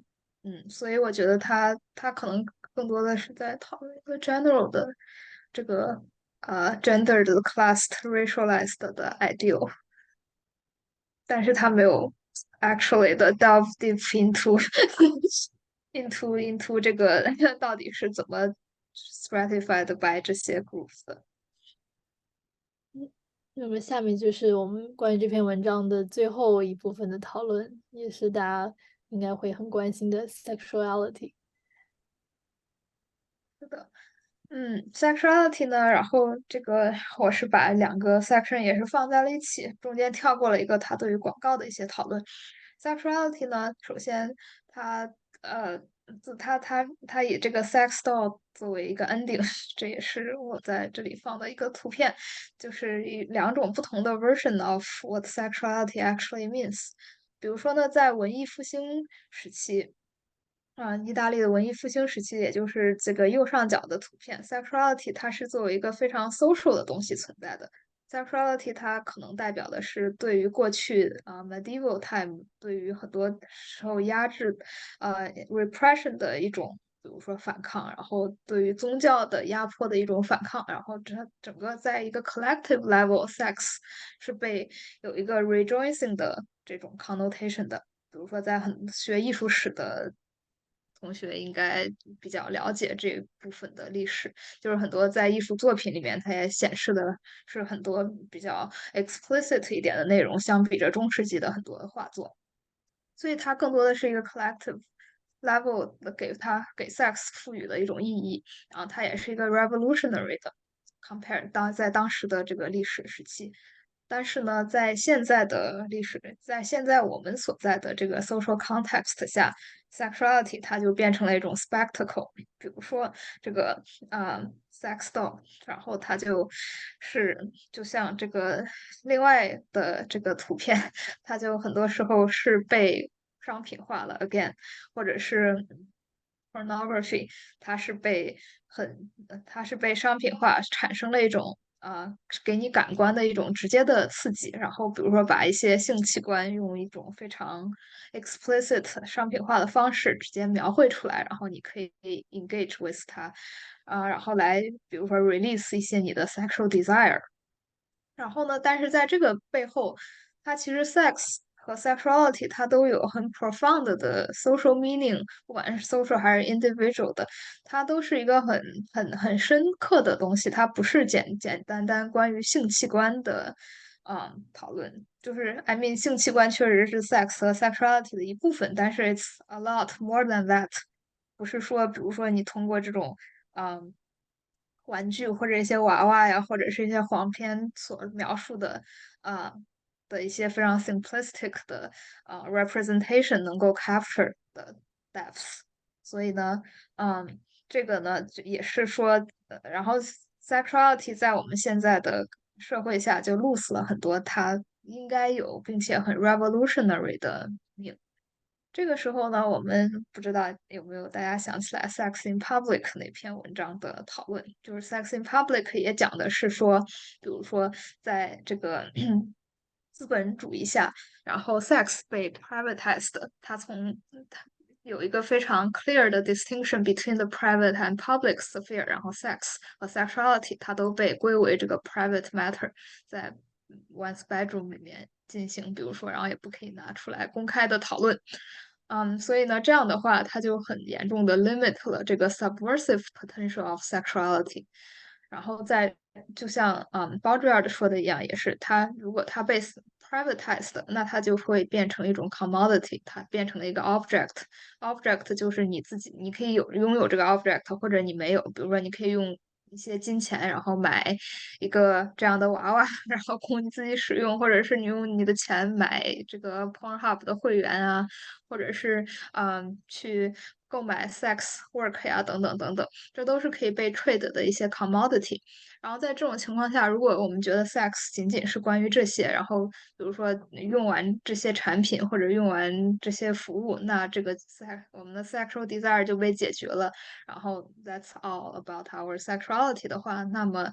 就是 miss 掉了非常大的一个部分，然后这个与此同时，当然也是非常reinforce 了这个 heteronormativity，因为 heteronormativity 本身呢，它也就是 structured on 这种 privatized 的sexuality，然后把 sexuality 变成一种 norm，然后不可以公开讨论，然后也不可以有什么 deviation from 这种 norm，然后把他们在这种 heterosexual couple 的 bedroom 里面进行等等等等，然后呢，就是有了它的这种 normative power，就像《Sex in Public》里面说的。所以呢，最后我们想 conclude 这个 Baudrillard 的 discussion with 这个 queer potential。比如说，从 sexuality 的角度，我们可以意识到说，sexuality 它是一个更 profound 的东西，它不仅仅是 commodity，然后它有很多 potential for，比如说 collective action，比如说 sex in public 背后讲到的，嗯，queerness 就是一种 way out of 我们之前所 discuss 的这种非常overarching、非常看起来难以 break 的 consumer society 给我们带来的限制。雨欣，行，看到这个 sex doll 就是不免的想要就是 comment 一下，就是关于 Sex in Public 这一篇给我最大的反思，不是他一开始当然他就是关于 public 和 private 的讨论，但是他最后的那个 food play kink culture 的那一段给我留下非常深刻的印象，就是大家然后他提出一个问题，就是当一个人就是被灌满牛奶直到呕吐，然后大家在下面一起看这个 scene 这种 dominance 这种 power play 的时候，大家感受到底是什么？大家 reality 是什么？就是大家是 collectively 的感受到了一种什么样的 sexuality？感觉这是一个很值得讨论的。就比如说，真的把大家 sex reduce 到一个 sex doll 上，就他就是让很多人在我们备课的时候好像也说，就是让很多人失去了一部分很宝贵的经历，然后这一宝贵的经历也是 sexuality 的一部分，但是这个 consumerism 就让大家失去了那些，然后并且就是在很难在现有的框架里面再去讨论，甚至去感受那些了，对吧？你像现在比较非主流的这些 kink culture 啊，BDSM 或者以其他的方式来感觉，就现在感觉就一定要 reduce 到这种 pornography 这种 visual 这种 sex dolls 这样的 experience。是的，是的，就对啊，就比如说看到这种 sex doll，或者是看有一些 pornography 看多了，甚至都可以性冷淡了，直接，因为它也非常的 limited，然后也非常的就是很表面性的，也可能根本满足不了什么，所以，嗯，然后，而且感觉这也是一种一对一的 mapping 的逻辑，就像刚才说的这个，把 young people 和什么rebellion联系起来，然后把 woman 和 body 联系起来，把 body 和 liberation 联系起来，它这种一对一的 mapping 的关系，就让我们看到这个东西呢，就直接想到了另外一个 object。那看到 sex，就比如说想到了 pornography，或者想到了这个 sex doll，然后那在这样情况下，那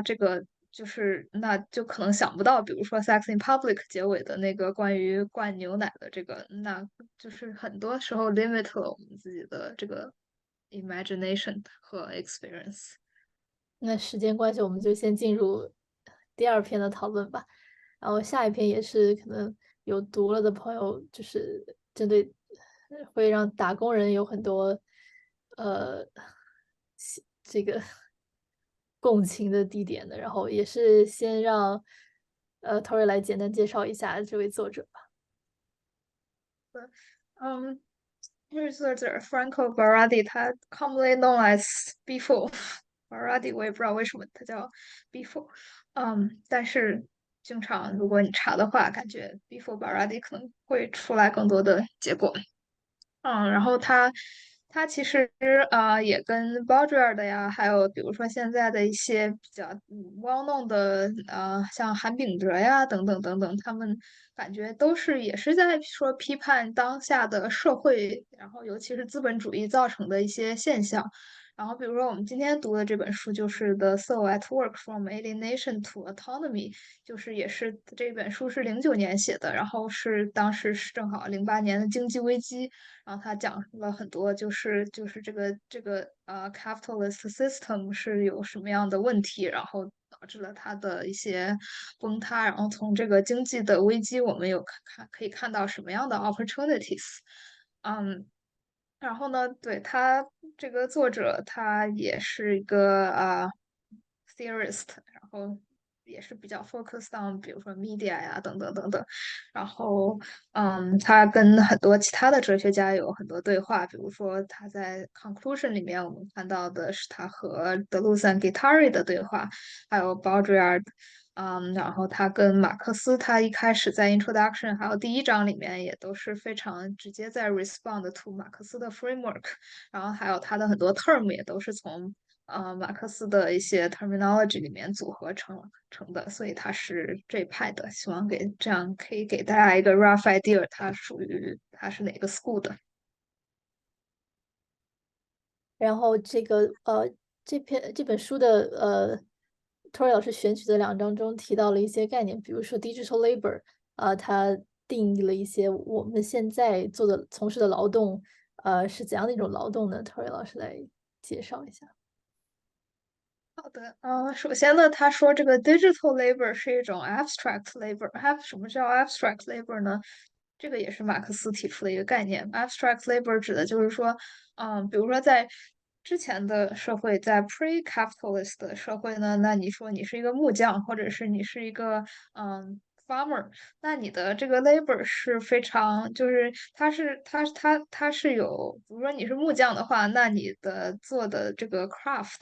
还有你所需要的 skills，这都是很重要的。然后它是更多的是一种 quality 的体现。但是呢，在 capitalist society，这个 labor 它的 quality，还有它的这种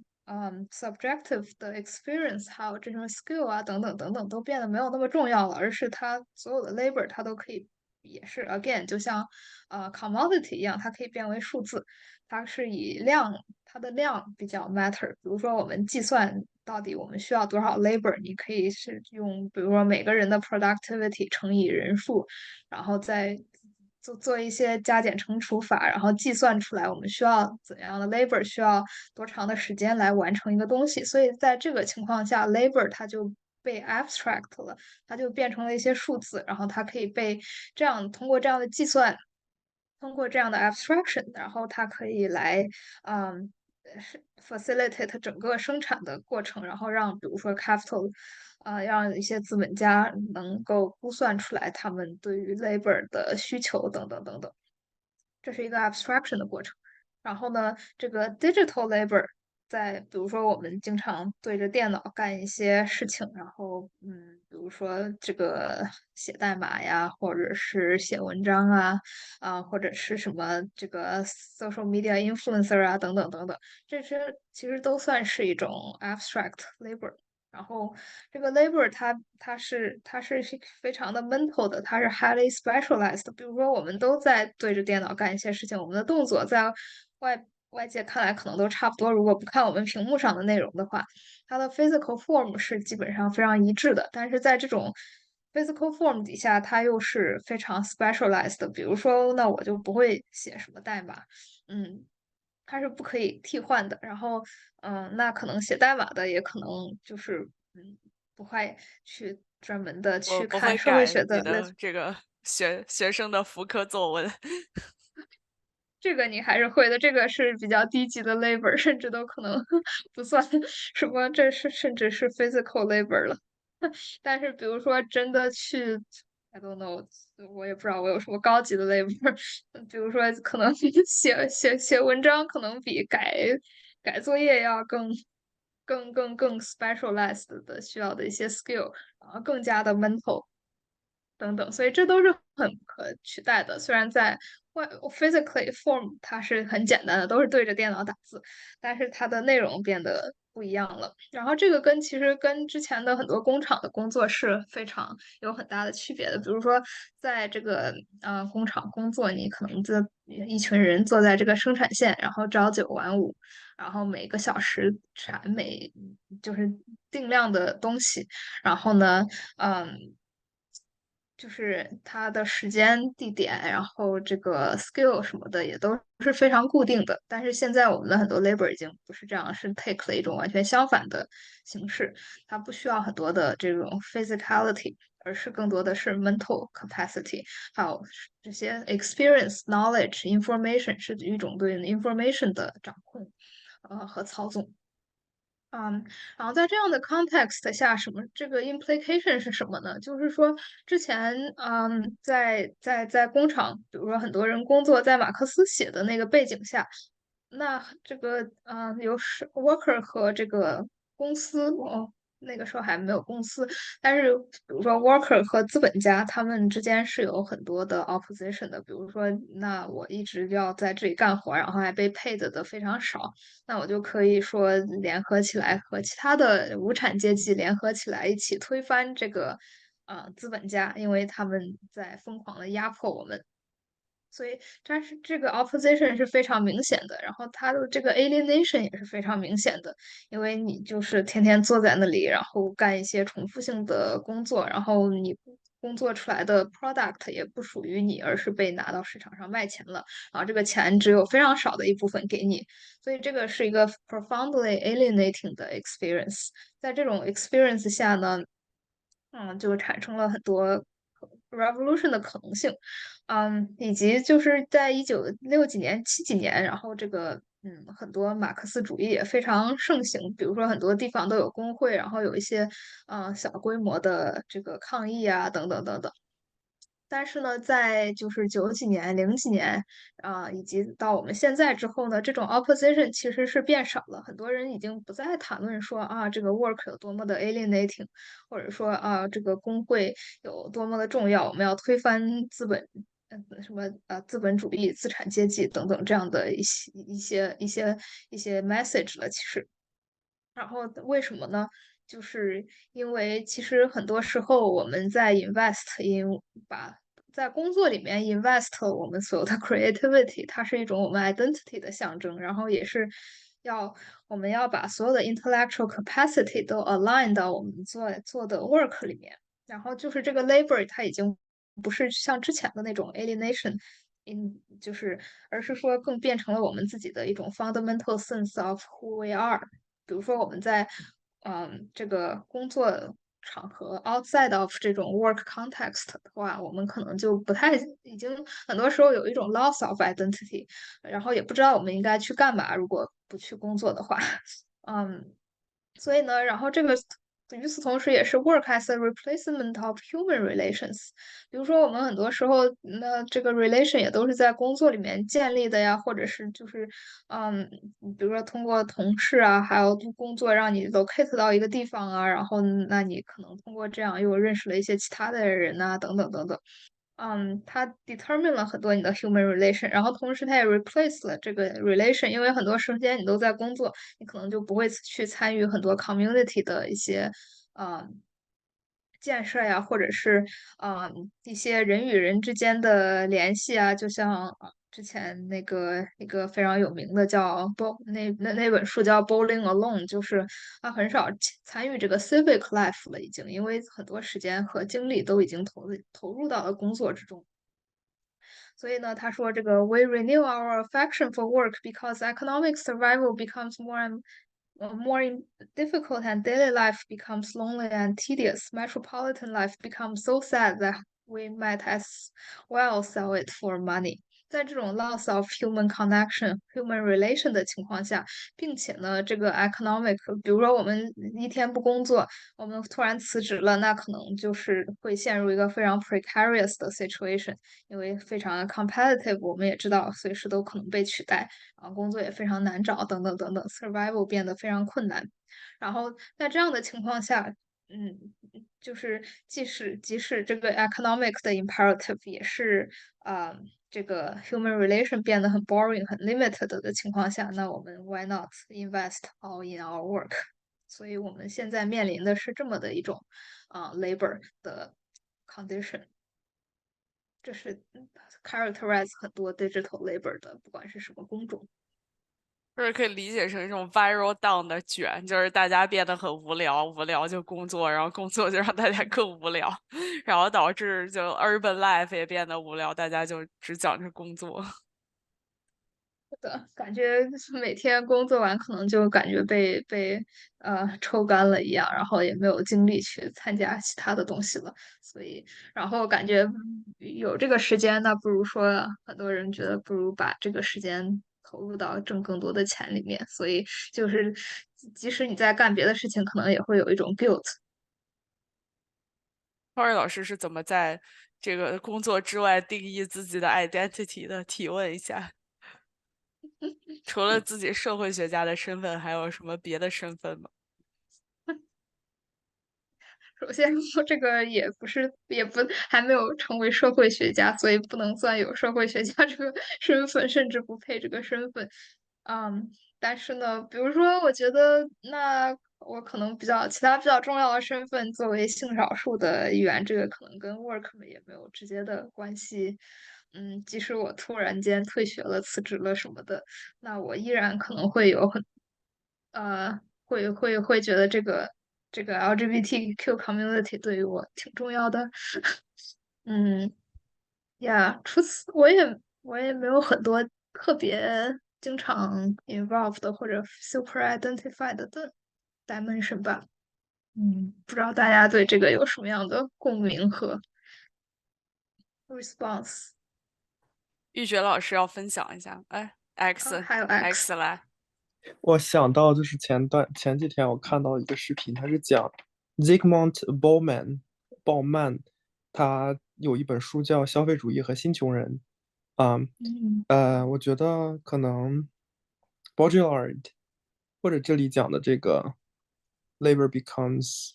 或者是就是这种 work ethics，好像你不去 work，它就是 unethical 的，你会被stigmatize。嗯，这个是可能就是我们进入现代社会很重要的一种 work ethics，就是包括刚刚讲的是我们要在工作当中建立身份认同，然后 socialization。然后鲍曼他就讲说，在这个之上，我们当下形成了一种新的现象，就是我们不光要去工作，而且我们要消费。而且是你通过消费来再去 build 你的 relationship 跟你的 identity。你消费什么？你去买保时捷，跟你去买丰田，那你 build 的 identity 是不一样，就是我们说的那个 sign value。那同时这个过程它也会有一个新的 ethics，那就是如果你不去消费，你不买新的东西，那你就没有这个 identity。那可能还就像雨欣说，这个我们会互相攀比啊，好像就是吃 sourdough 就好像比 white bread 就更高贵一些，就是消费主义它就变成了一种在之前的这种 work ethic，对我们的压迫之上，另外一层，它可以把我们挣来的钱再重新转回到 capital 这个capitalism 的一个，它就形成了一个闭环。那也就是说，我们整个的这个我们年轻人为什么很多月光族，然后新穷人，然后就一直陷在这个 work ethics 里面。我们在 work 跟 consume 之间来回的游荡，然后永远都没有一个 capital 的累积。所以，这个东西可能又跟 media 有非常大的一个关系，包括跟这里讲到的这个 simulacra 和以及就是我们对于各种符号的这种建构。对，就我突然想到了，因为感觉是一个补充吧，就是因为这里讲的是 work，然后 work 完了，我又想到就是这个 consume 的过程。对。而且我就想在家，就是有的时候你并不是真的在 consume，但你也会不自觉的在 participate 在，比如说现在广告产业那么丰富，你随便看一个东西，你就是眼睛往那儿一看，你也在 participate 到这个消费主义里面。就比如说很多人在刷短视频，那短视频本身看起来是免费，但它其实也是一种商品。就是那很多人就觉得什么上班很累，然后说要去刷短视频，然后他们就也 consume 了，即使他们也 participated 在这个 system 里面，就是 everywhere 的渗透。真的是的，而且我们上一篇讲的更多的是 focus more on consumption 和这个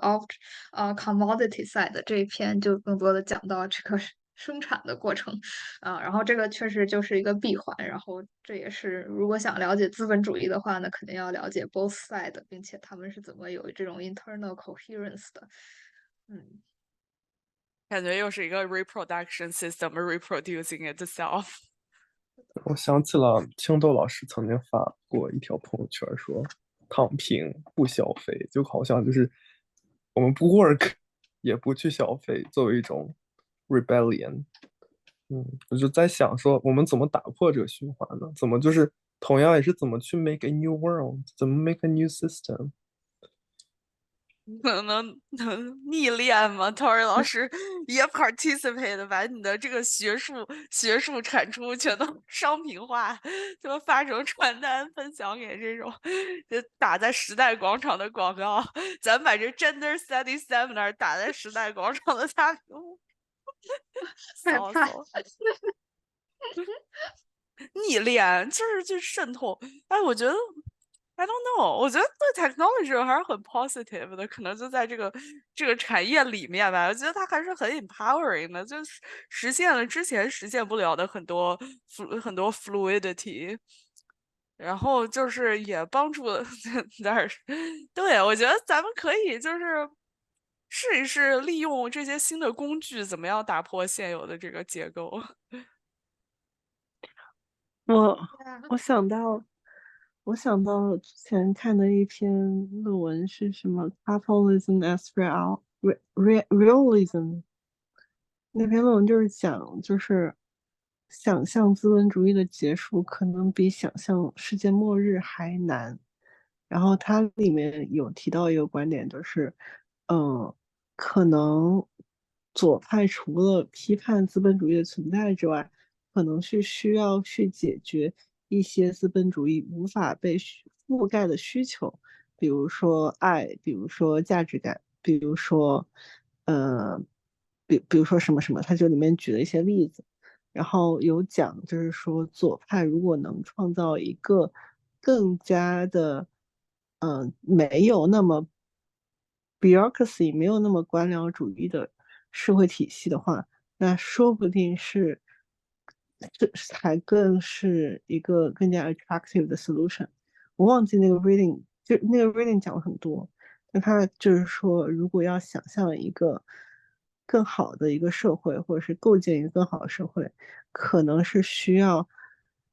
add on 在现有的一个社会基础和体系下的。太同意了！你看，咱们就是，在这样的现有的资本主义里边儿，咱们也可以就来听一听 seminar 这种东西，它也不符合资本主义的逻辑啊。咱们现在也没有在赚钱，也没有在制造广告垃圾，咱们就是在这儿好好的读一些也不赚钱的 paper，然后也在讨论一些不赚钱的这些信息。感觉这也是一个非资本主义的一种 social experiment，就虽然是非常小的形式的，但是就我们还有其他挺多活动的，像什么写作工作坊，大家 literally 就在里边写，也不是拿去卖钱的，就大家就是 express 这种自由的分享自己写的东西的这样一种想法。那我觉得 on top of that，就 exactly as you said，佳琪，就是我觉得咱们资本主义它就像这鲍朱亚的也这么说，它也只能满足人的一部分欲望。就它资本主义，它就 produce 了一个 sex doll，它没有办法再往内里再去 evoke 其他的一些 eroticism 和这些sexuality 了，对吧？那它至少它现在的形式还是很 limited 的。比如说，咱们在这个 seminar 收获的快乐，可能没有办法通过，比如说我在资本主义社会里边刷短视频、买爱马仕可以解决的这样一些欲望。所以我觉得还是有很多可以去探索的吧。我觉得在这个上面还可以有很多其他的 alternative。因为我给你补充一点，我觉得你说的这个地方，我觉得我必须要补充一点，因为我觉得资本主义它就是在 sex doll 上面它已经更进一步了，就是自从直播平台、网络上直播这个什么东西之后，其实就是 feelings whatever 已经非常 deeply commercialized 的，像女团文化、直播没有这种东西，来，哎，我觉得资本主义也在进步，它那就更接近现实了。资本主义能接近我们的现实，它是不是也是从一定程度上反映了我们的现实？陶瑞老师，你觉得呢？资本主义能让我们更 approach 自己的 reality 吗？这个 reality 它本身这个定义也很难定义，就是它有没有 reality 还是一个一个值得讨论的事情。就是很多时候它就是因为你就像 Bourdieu 说的，就是当你的世界观，当你的所有的就是 perception 都被一个 relation of domination structure 了之后。那你说的 reality 是什么呢？就是不独立于它。如果你说一个存在这个的 reality 的话，那就 as if it exists in a social vacuum，但是又没有东西可以 exist in a social vacuum。所以说，如果在这样的情况下，就是就是它已经是一个。它资本主义已经是一个 reality 的话，那你就很难再去讨论，就是除此之外的 reality 是什么。你只能说，比如说像一些 desire，可能可以讨论说啊，那确实没有 fully capture 它所有的 dimension 以及它的这个 depth，或者是和其他的社会历史时期的社会，不同时期不同文化的社会比较说，那现在的资本主义它有一些 limitation，但是确实很难讲它不是 reality。I mean，哎，不好意思，插一下，那个嗯。好奇，就是在社会学的语境下，资本主义有没有一个比较准确或者权威的定义啊？就是我们在讨论资本主义的时候，在讨论什么？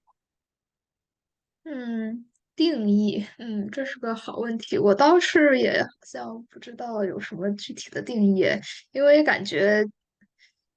现在的这种 economic order，就是大家都会叫它为资本主义。我觉得也没有说特别 discipline specific，比如说在社会学它就有一个单独的定义吧，更多的还是之前就是比如说马克思的那套说的资本主义，就是比如说有这种市场经济啊，或者是所有的东西就是被。被可以被 exchange，然后有这种 cycle of production consumption 等等等等的一些 feature，所以我倒是我其实不太 OK，清楚有没有什么这种具体的定因为义。就是在我的感受中，是这么说吧，就是资本主义在经济学上肯定是有一个定义的，但是呢，这个定义其实也是模糊的，因为如果我们当然我自己，比如说是我大学之前都是在中国，那在中国那种教育环境下成长起来，我们接触的所谓的资本主义的定义是更偏向马克思理论的，就像你刚才说的那些。但是呢，当你在西方学 economics 的时候，你就会发现，对这个资本主义其实并没有一个我们认为中或想象中的那种定义。所以我的感受，有时候跟我朋友讨论啊，或跟其他人讨论的时候，我的感受就是，大家在说资本主义的时候，其实没有一个比较统一的概念或者清晰的概念。我们在说资本主义，到底在说它的什么东西？什么是资本主义？什么环境算是资本主义的环境？什么产物是资本主义的产物？所以其实我觉得这个，我觉得蛮好奇的，还挺有趣的，因为很多时候，尤其在可能受过中国教育的人，不自觉的会把一些我们可能潜意识里认为不太好或有点负面的东西，就自动归结到资本主义下。这确实真的很 make sense。我也在中国教育里面immerse 过一段时间吧，算是虽然还没有接触到核心的这个呃马克思主义的那一套教育，但是确实我觉得，因为在西方的这个情况下，感觉 everything is capitalism，就是你很难说什么东西不是，它已经成为这个 all encompassing 这个 order 的一部分了，所以你在这种情况下就很难去把它有一个定义，把它有一个边界了，已经。只能说什么东西可以被资本主义解释？那之前好像有一些 argument，他说那如果一切都可以用资本主义解，if capitalism explains everything, then it explains nothing。只有说在这种在 causal relation 的情况下，你可能要更 cautious 一点，但是在定义的层面，我觉得那确实很难，就是把它单独挑出来有一个它是一二三这样子的东西。嗯，就是 哦 reverse back to capitalism，like 甚至 community 这个概念，我感觉我也很困惑。就是我们在说 community 的时候，大家指的是同一个 community 吗？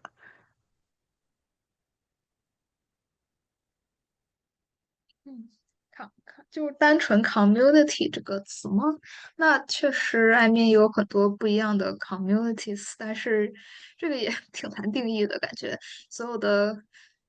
Beyond individual 的，然后因为某种事情聚集在一起的一个 collective，感觉都算是 community 吧。嗯，那比如说雨欣，你觉得 community 是什么？或者潘婷。我喜欢 Tori 老师的社会学定义，就是本来自己待着也挺好的，大家为什么要聚集？以一种什么理由聚集？比如说家里 family 算是 community 的一种形式吗？感觉几个人因为种种理由聚集在了一起，是这样吗？感觉不太算吧，family，I mean，它确实有很多 overlap，但是它算是，就是这种感觉是有那种 biological 的，它有一种 imperative 的，有一种就是legal 啊，还有什么的，它是更独特的一个 institution 的存在。像 community 似乎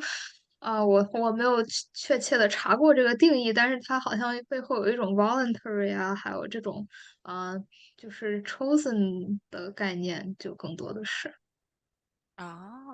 哦，我觉得 community 这个定义也很有意思，就是，呃，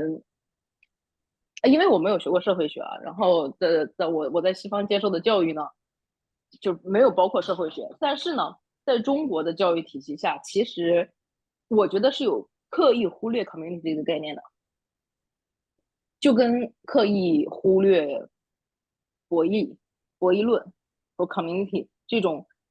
任何有可能有萌芽去让人产生自主意识或是自主集结的这么一种东西，在中国的教育体系下都是被刻意忽略的，这是我自己的感觉啊，不一定对。哎，说实话，我觉得，或者是说，我觉得刻意忽略这个词用的是站在一个西方视角的一个民主的社会去讨论中国的环境，它的 perspective 是站在我们目前的 positionality 去讨论的。但是中国它其实有社群，但是社群这个概念更加的是被用在商业体系里面，就是我要发展我的用户社群，或是我要发展我的舞蹈社群。就是它也是一种 gathering 啊，但是我感觉商它品化。对它，比如说像是苹果社群，就是那种苹果用户聚集的果粉聚集的社群，或者是社群运营，就是这些词，它也是它，哎，就是说不清道不明，我就觉得好像就是商业领域下的社群这个词儿，好像跟我们讨论的这种民主领域或者 paper 领域讨论的社群，好像又不是一个东西。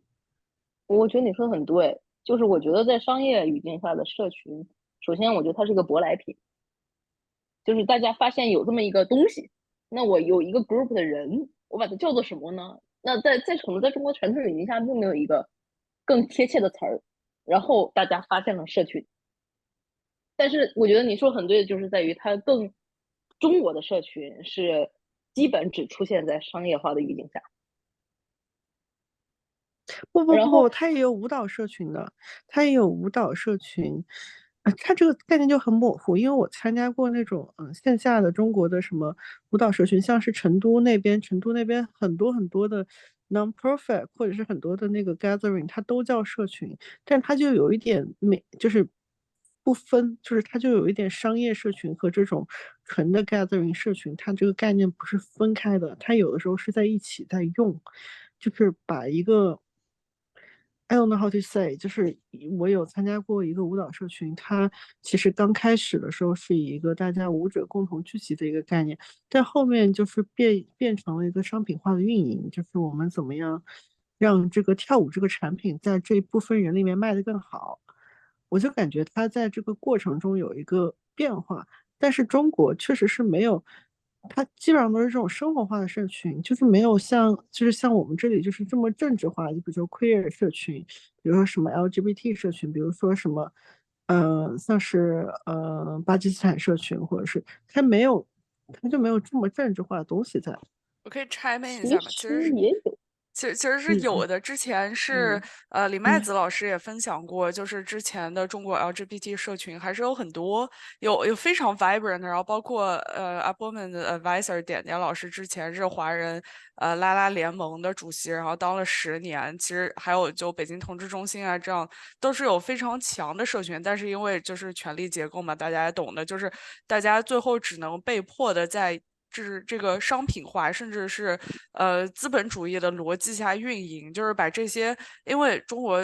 NGO 基本上不接受海外援助，然后就是很难再继续发展嘛，就 financially 也不是很 stable，然后很多就只能被包装成一个盈利组织，然后这样去运营一些 local 的 community，然后但是大家是有很多这方面的这些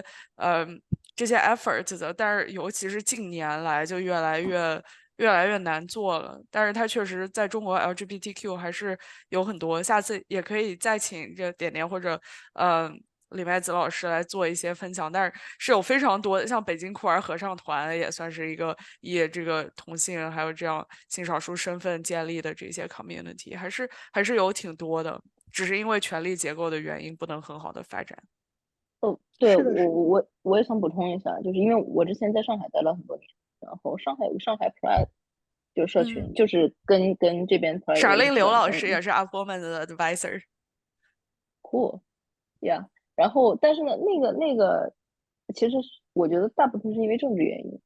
就是之前环境比较松的时候啊，可能是5年前吧，至少是那个在 Pride Week 的时候会有一些游行是不能干啊，这事儿在中国干不了，但是会有骑行活动。然后那个 week 会有各种电影节，也会有电影节，也会有各种各样的那 LGBT 活动。但是呢，大概在5年前左右的时间，因为中国的整个政治环境太压抑了，就是活动就不让办了，说白了就是，嗯，这种外界的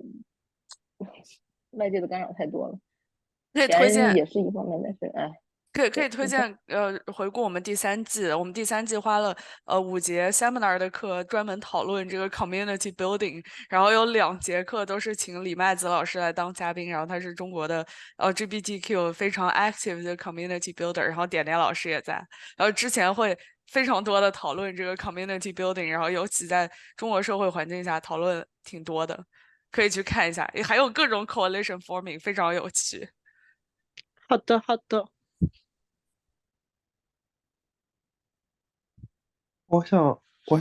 我有一些想法，也想分享一下，就是关于怎么定义资本主义，还有怎么定义社群这件事。我觉得其实可以从对照的角度来看，就是去看奴隶制，去看封建，然后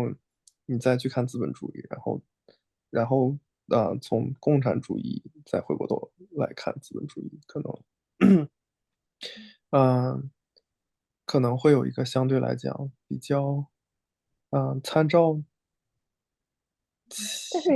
你这个体系不觉得也是在马克思整个框架下的体系吗？就所谓的共产主义，其实这是马克思提出我觉得，来的理论啊。我觉得如果就是因为共产主义不是人类历史上，就是我觉得共产主义是一个先被概念化，然后再被 apply 的一个 institution。那，它跟资本主义可以去对照，然后但是奴隶制或者是封建主义跟资本主义，这个是人类历史上可能大家 commonly recognized，我们先经历过，然后回溯再去看它，觉得哦，这个是封建主义，这个是奴隶制，这个是现在这个是资本主义，所以我觉得，可能综合起来去比较会稍微全面一点。但是如果是说马克思的，如果是说用共产主义跟资本主义对比的话，那我觉得确实是不可避免的会涉及到马克思。但是我觉得不是单纯的从共产主义跟资本主义的对比当中去看资本主义，也可以看资本主义之前的历史，嗯，然后关于社群的话，我觉得也可以借鉴同样的思路，就是比方说我们定义了什么是家庭，可能定义了什么是学校，定义了什么是国家，定义了什么是民族，这都是以某一类人群可能符合某一类的 identity，包括像 family，我们讲到 kinship 就亲缘关系组成的这样一个社会组织，可能我们会去定义里面有 nuclear family 或者是 extended family。那我觉得可以从这些角度回过头来再去看社群。我觉得社群相对来讲就是比较松散的，但是它有一定的，就是包括我觉得，公司跟 NGO 还有社群之间可能也有一些不同的联系。我只是就是抛砖引玉，把我的想法说一下，就是可以从不同的制度去比较来看待某一个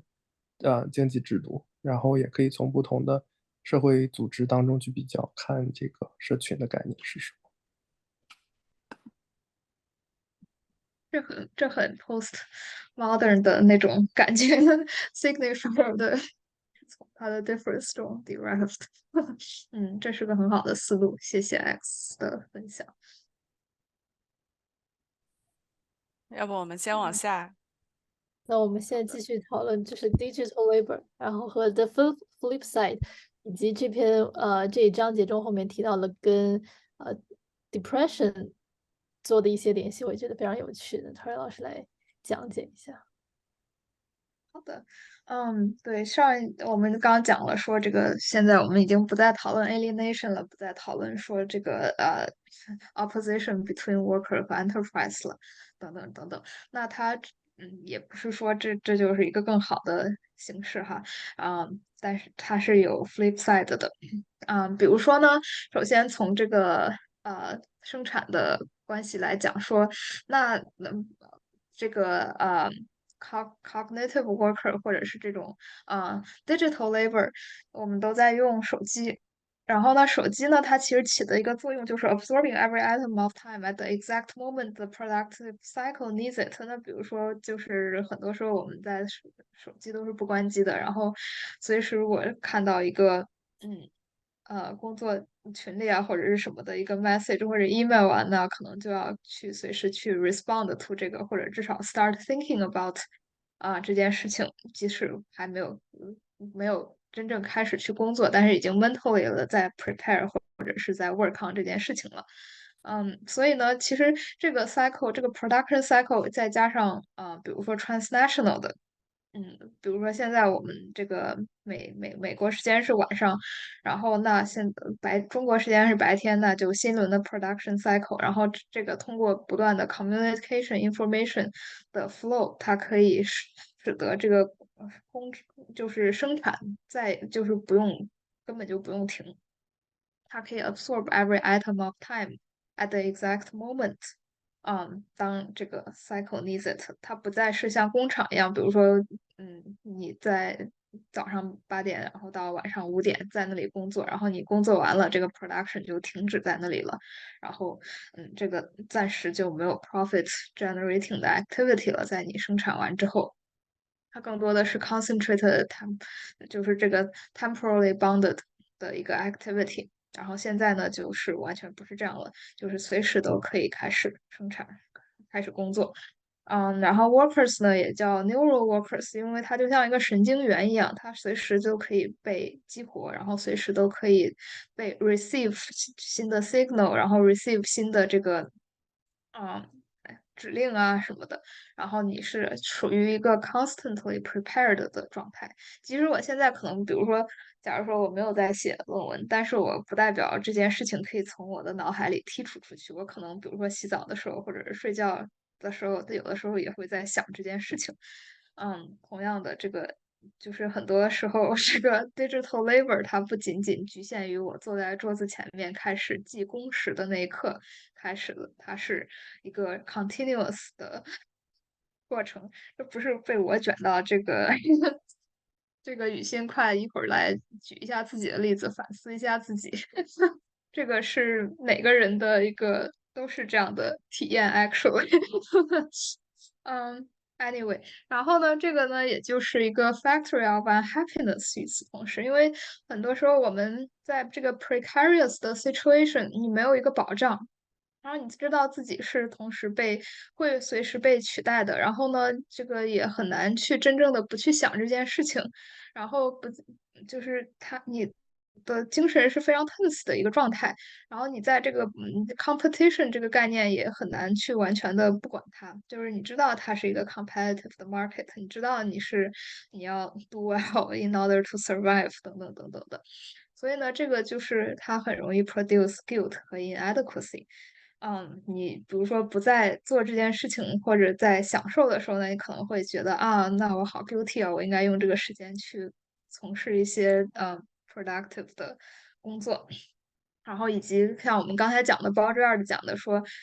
在这个 consumer society 呢，就是很多广告的营销，它也是说你缺这个，你缺那个。我这个商品呢，你通过买这个商品，你就可以不缺这些东西了，你就可以be happier with your own body 啊，或者 be happier with your life。虽然这个是非常 fleeting 的，但是它给你 instill 了一种 sense of inadequacy，就是觉得你什么都缺。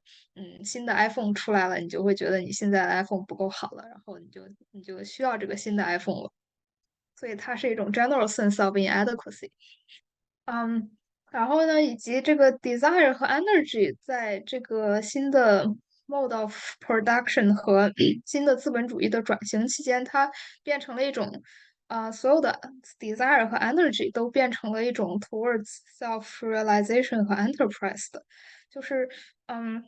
你的 identity，还有你的 creativity 啊，还有 intellectual capacity，你都是想通过这个你的 career。当然，你的 career 同时也是你 self realization 的一个过程，因为你比如说你想 do well in your career，你想变成一个更厉害的 whatever 的，这是你一个 build into your psychic structure，就像那个马斯洛的那个三角一样，就是 self realization 它是在 top 的，但是同时这个 self realization 和你的 identity 和你的 work 它是分不开的，所以你所有的 desire 和 energy 都 direct 到这里了。然后所有人都想成为一个 entrepreneur，in a general sense，不一定非要是那种，比如说什么马斯克那样的人物吧。但是很多，比如说现在大学生，你问想不想成为一个 entrepreneur，当然说想。这个是非常 popular，觉得是一个非常好的事情，它充满了各种 positive 的 qualities。也觉得是对自己的 potential，对自己的identity 的一种 maximization。然后在这样的一种情况下，其实这个 capital 是被 renewed 的，因为你每个人都非常想成为你所有的，它吸收了你所有的 desire 和 energy in 这个 production，想让变成一个更好的这种 worker 啊，或者是可以 contribute 更多这个经济啊，等等等等。所以这个在这样的情况下，那 capital 就有了新的力量。不再像是以前，比如说工厂的工人，那你如果 desire 和 energy 都是跟这个相反的，你不想工作，你很讨厌工作，经常想罢工，经常想进行一个 revolution 啊什么什么的，那这样的话，capitalism 就会陷入一些，比如说危机呢，所有人都想推翻它的时候呢，它就没有办法继续运行下去了。但是在现在，这个就变得更加困难了。然后在 individual level 的话，它有很多 depression，比如说你经常有 guilt，有被这种 competition driven，然后有 inadequacy，那你就很难不 depressed。我相信 depression 的这个生命体验，应该很多人也都有，尤其是作为 LGBT，这个加上 minority stress 的影响，那这个 depression 就是很难免的一个体验了。然后它跟 capitalism 也是分不开关系的。Depression 它不仅仅是一个 individual 的 illness，就我的什么一些 neurotransmitter 不正常了，或者是我的身体出现了问题，它更多的是一个 social pathology，是被一些 social condition induce 的一个 condition。因为在这样情况下，就是很难不 depressed，说实话。然后呢，一会儿我们也会继续更多的讨论 depression，但是最后一点呢，就是这个 schizophrenic geography of cognitariat。就是 digital labor 它 induce 了一种 condition，就是什么样的情况，这也跟我们的 body 有关，就是当你在电脑前进行 production，当你变成这个 info worker，你 manage information 的时候，你自己的这个 physical body 其实已经没有那么重要了。它是一个 removal of corporeality while being virtually present everywhere。就是说，你的 physical body 是什么样？可能比如说，我现在在 Zoom 面前，然后我很多工作也都可以通过电脑进行。我的 physical body 长什么样子，或者我的一些 feature，它变得没有那么重要了。versus 比如说我在工厂工作，我每天都要见很多真正的人来说，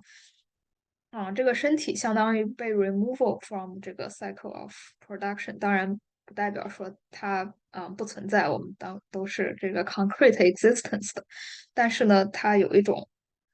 它假装说身体不存在，我们都是一些 connected 的 brain 一样，仿佛是。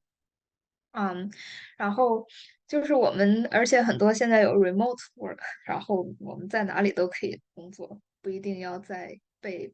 地理局限性。很多工作，比如说像CS 的一些工作，尤其是，但是呢，我们要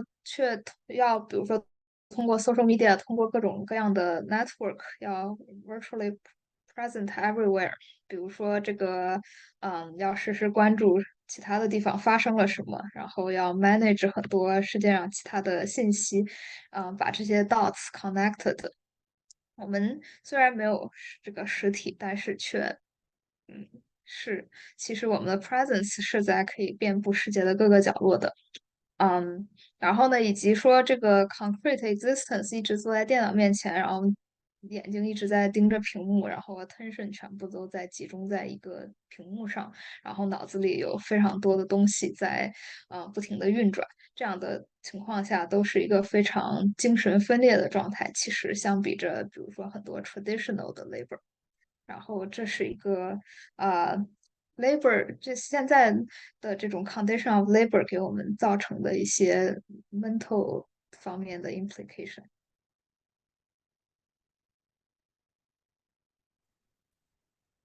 那我们不先继续知道，把今天的最后一章内容讲完吧，就是提到了 depression，那我们该如何应对这样的 depression，以及之前备课的时候他也提到的一些我和雨欣觉得都很重要的概念 paradigm shift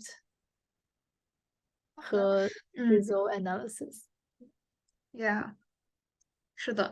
既然讨论到了这么多问题，那我们就要讨论到说怎么解决这些问题。然后这个是在这个作者在 conclusion 里面提到的，说是一种 healing。但所谓的 healing 呢，不是说我吃一些药把我的病治好了，继续投入到生产的这种 healing。既然我们刚才讲到 depression 呢，首先要理解到底什么是 depression。在这种情况下，depression 可以被理解成一种 deactivation of desire。在这个不断的 accelerating information 的情况下，然后世界在疯狂的运转啊，然后你也要不断的 pay attention，24小时都要做准备。嗯，然后这个工作作为你的 central identity 的时候，那如果你不想这样，那怎么办？就有一种 deactivation of desire，就是你不想再 invest 到这个 endless cycle 里面了。然后那这个时候的一个反应可能就是 being depressed。但是呢，depressed 一般治疗的就是通过，比如说你吃一些药，比如说 Prozac，它里面也提到这个 Prozac economy。假如说现在把所有的美国所有的这个antidepressant 突然停产了，然后把这个 industry 突然取消了，那可能整个经济都会陷入危机，甚至因为很多人就没有办法 function 了。说是什么呃那个什么下水道里的水很多都有检测出来 Prozac 的成分什么的。Anyway，对，所以说明这个东西是一个时代的产物，然后它是一个 social 的结果，它不是一个 individual 的 problem。然后 depression 同时也可以 open up as 就是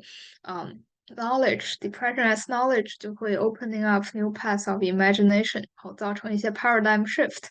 因为在 deactivation of desire 的情况下，它不仅仅是一种 individual 的 pathology，而是说可以让我们看到说这个我们的这个 desire 背后到底是什么，以及为什么我们在什么样的情况下我们需要 respond with an deactivation of desire。就是 What's wrong with 我们现在的生存环境？这样的话，就可以 open up new paths of imagination。这个其实很像这个德鲁斯和 Guattari 说的这个 schizoanalysis。schizoanalysis 背后的这个 idea 呢，也是说这个 schizo 就是 traditional 的这个psychotherapy。psychoanalysis，就像弗洛伊德的那一套，他可能要经历不同的 stage，什么 oral stage、anal stage 等等等等，发展成一个所谓比较正常的人。然后你的这个therapist 的作用呢，也是说要把你发现你的 unconscious 的一些 problems，然后通过解决这些 unconscious 的 problem 呢，把你这个变成就最终目的，很多时候这个 therapy 的最终目的还是让你变成一个更 functional 的人，让你意识到 what's wrong。在这个 developmental stage 中，你比如说 stuck 在哪个 stage 了，restore 这样子一个 normal 的情况。但是呢，其实 actually，比如说 schizoanalysis 和 depression 呢，它都可以作为一种不同的 knowledge。这种 knowledge 呢，可以让我们更加的理解说，呃，到底什么是 normative 的，以及就是我们现在的 desire 是怎么被单一的 organized 的。在资本主义的情况下，我们的 desire 呢，比如说就应该被告诉就应该投入所有的 desire、energy、creativity 等等等等投入到 production 里面，然后如果不的话，那就会有很多问题的一种情况。那有什么样子的 alternative？然后我们怎么去知道这些 alternative？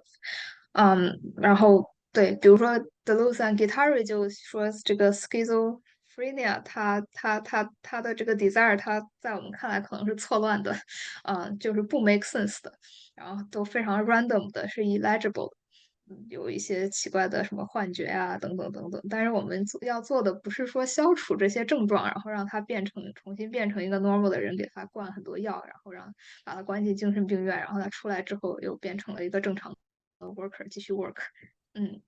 而是说呢，他自己本身这个症状本身，它背后隐藏着的这个 organization of desire，我们要通过这个去了解这个，比如说一些时代的症状。以及我们可以看到一些，我们现在社会对于 desire、对于 body、对于很多东西的规训，所以通过这个呢，我们就可以得到一些新的 knowledge。然后 paradigm shift 是 Thomas Kuhn 的一个 idea，就是比如说 Thomas Kuhn 在解释科学知识还有 scientific revolution 是怎么进行的时候呢，他就说的是，比如说很多人认为的一个 taken for granted 的很多 assumptions 和世界观，看世界的这个视角被集体性的打乱，然后大家可以开始寻找新的 framework 的时候，然后这个时候经常会产生新的 paradigm，然后这个时候是有一个 paradigm shift，然后通过这样不停的 shift的话，我们有这种 scientific revolution，它不是说所谓的一个更接近，相比着之前的更接近 truth，是一个 linear 的 progression。而是说它是一个直接很多 perspective 的 shift，比如说这个牛顿被爱因斯坦的取代，还有什么地心说的被这个哥白尼的取代。虽然在某种意义上，可能它可以解释更多的现象，所谓的更接近 truth 了，但是呢，它更多的背后的是一种paradigm，整个对于社会对于 paradigm 到底什么是，我们到底应该怎么观察一个现象，或者是一些 assumption 的disruption。对，然后呢，关于这个回到 depression 中，也是说这个 overcoming depression 呢，it is about deterritorialization of obsessive frameworks，它是 creation of new constellation of shared beliefs, the common perception of a new psychological environment and the construction of new models of relationship。这种他谈到了很多这个 new 哈，这个 new 也就是 paradigm shift 背后的一些idea，就是说之前的很多 framework 它导致为什么这么多人 depressed，它是一个 obsessive framework，我们不要被这个限制，然后要 create 一种新的 shared beliefs，然后新的这种 environment 也是 psychological 也是 both social and psychological 的 environment，然后以及 new models of relationship，这样呢才可以达到一种集体的，相当于一种集体的治愈吧，也是，所以这个也是一种 political therapy，解决了我们现在很多的 political 和 economic 的 problem，它不仅仅是一个 individual therapy，把一个人治好，而是说把一个时代、把一个社会的问题和现象治好。所以我们就要不断的通过这样的方式去看有没有什么 new alternatives, new model of relationship 和 possibility。然后在这种意义上，其实这个和 queer world making 有很多的相似之处，因为 queer world making 也是 it's about invention of new possibilities。就是这个现实的 heteronormative 的 order，然后它是非常的 restrictive 的，然后不能被这个限制，而是要 look beyond 这些existing order，然后通过这些边边角角，然后通过一些各种各样比较 fleeting 的 opportunity 来去 create 这种 brave new world。就对话一下这个 depression，就是感觉那如果比如说我们的社会里边就在生产的过程中，比如说有很多的工人阶级受到了压迫，然后就在damage着自己的身体，那在这样的时代的背景下，也不可避免的，就是在用同样的comparison，大家也会在 mentally 可能会被污染或者被 abuse， 在一些就可以用这个 analogy 来看待，就是比如说我们的 mental health，即使在 health 的框架里面也可以说就是在这个社会里面 potentially 可以给人带来很多 mental health issues，然后它也是在一个集体的这个框架里面完成的，对吧？就是这是一个很好的 analogy，就有的时候这些东西就很容易，就不像比如说真的 body 就一个手就是被卡在一个就是被卡在一个工具里面，或者大家一起吸尘肺，然后一起就是得一些这种工伤类的疾病，在这种 mental issue 就是很难真正被得到重视，因为它没有那么的 visible。但是这篇文章告诉我们，我们也同样的应该去至少去 quantify 或者去 understand 或者 raise awareness，它是一个 potential social issue。对，真的，因为实在是有太多的 tendency to 去把它变成 individual 的 thing，然后去把它就是治好，就是目标是治好它，而不是说它背后到底反映了什么样的 collective problem，以及怎么去 address 这些 collective 的 problem。所真的，以这个什么就是很跟抑郁症的病魔做斗争，它就不是一个人的事情啊，就感觉咱应该大家一起来 think of paradigm shift，yes。Yeah, exactly。这对，忽然说到抑郁症，就想到了这个嘉欣刚才说的这个 capitalism realism 的那个作者 Mark Fisher，我是先看了 Mark Fisher，然后又在看这个书，Franco Berardi，因为他也提到了 Franco Berardi，然后那个 Mark Fisher 好像就是最后抑郁症自杀了，所以哎，他讲了很多这个 capitalism 和 depression 之间的关系，然后最后这个和他个人的命运也是非常的ironic，咱们所以这得一起 个真的是 queer world making 啊，得 activate 我们自己，对吧？我们被 deactivate 了，我们得 activate，得活出劲头来，就是找这个大家一起创造 potential 的这些 alternative，大家集体的治愈，就可以把 queer world making 看成一个集体 collectively 的 counter 这个 depression 的过程吗？可以放到这个框架里面的思考。Yeah, of course，这都是就是这个 construction of new psychological 哇 environment 哦！和 new model of relationships。心理治疗真的，咱们同性恋治疗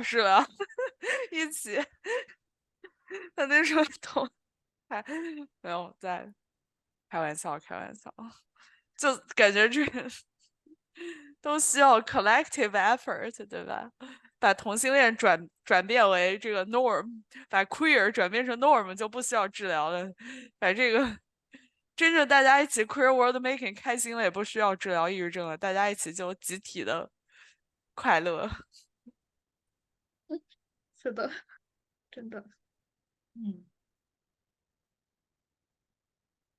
太棒了，我这个想 message。那你说，分享一个之前我看到讲 Deleuze 的那个 Skins of the Capitalism and Schizophrenia 的那本书的一个视频，我觉得跟就是他其实我觉得跟这里讲的就是关系很大，让我有很多共鸣。就是他有讲到，发一个图，就是 let me see。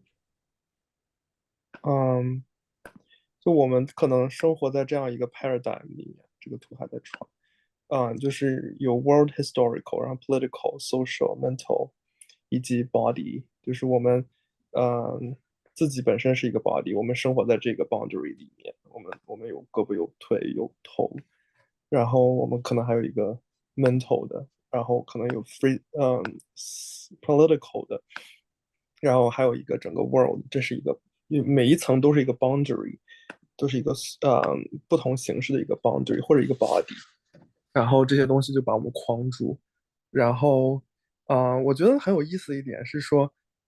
这篇那个视频也就在讲说，就是比方说去分析一个 schizophrenia 精神分裂，所谓的患者他会说的一些话，就是假如说他会出现一些幻觉，觉得说自己是一个蘑菇，比方说自己说自己是一个，我是一个，啊、中国人的蘑菇，然后我现在很饿，嗯，我想吃掉一个日本人之类的这样，或者是我想吃掉一个美国人，那他可能就在突破非常多，他这个话里面其实突破了很多的 boundary，他突破了，他把 body 的 boundary 跟 political boundary 连接在一起了。那我们平常在说的话，可能更多的，比方说我很痛，我哪里痛，其实都是在 body 这个 boundary 里面去讨论。但比方说，他如果说这个我是一个中国的蘑菇，想吃一个美国人，那他其实把 political 的 boundary 跟这个 body 的 boundary 就是 break through 了，因为他提到了 nationality，然后他同时也在表达不同的 desire 之间的这种 breakthrough，他把这个 political desire 跟 bodily desire 跟 mental desire 都打破了这些边界，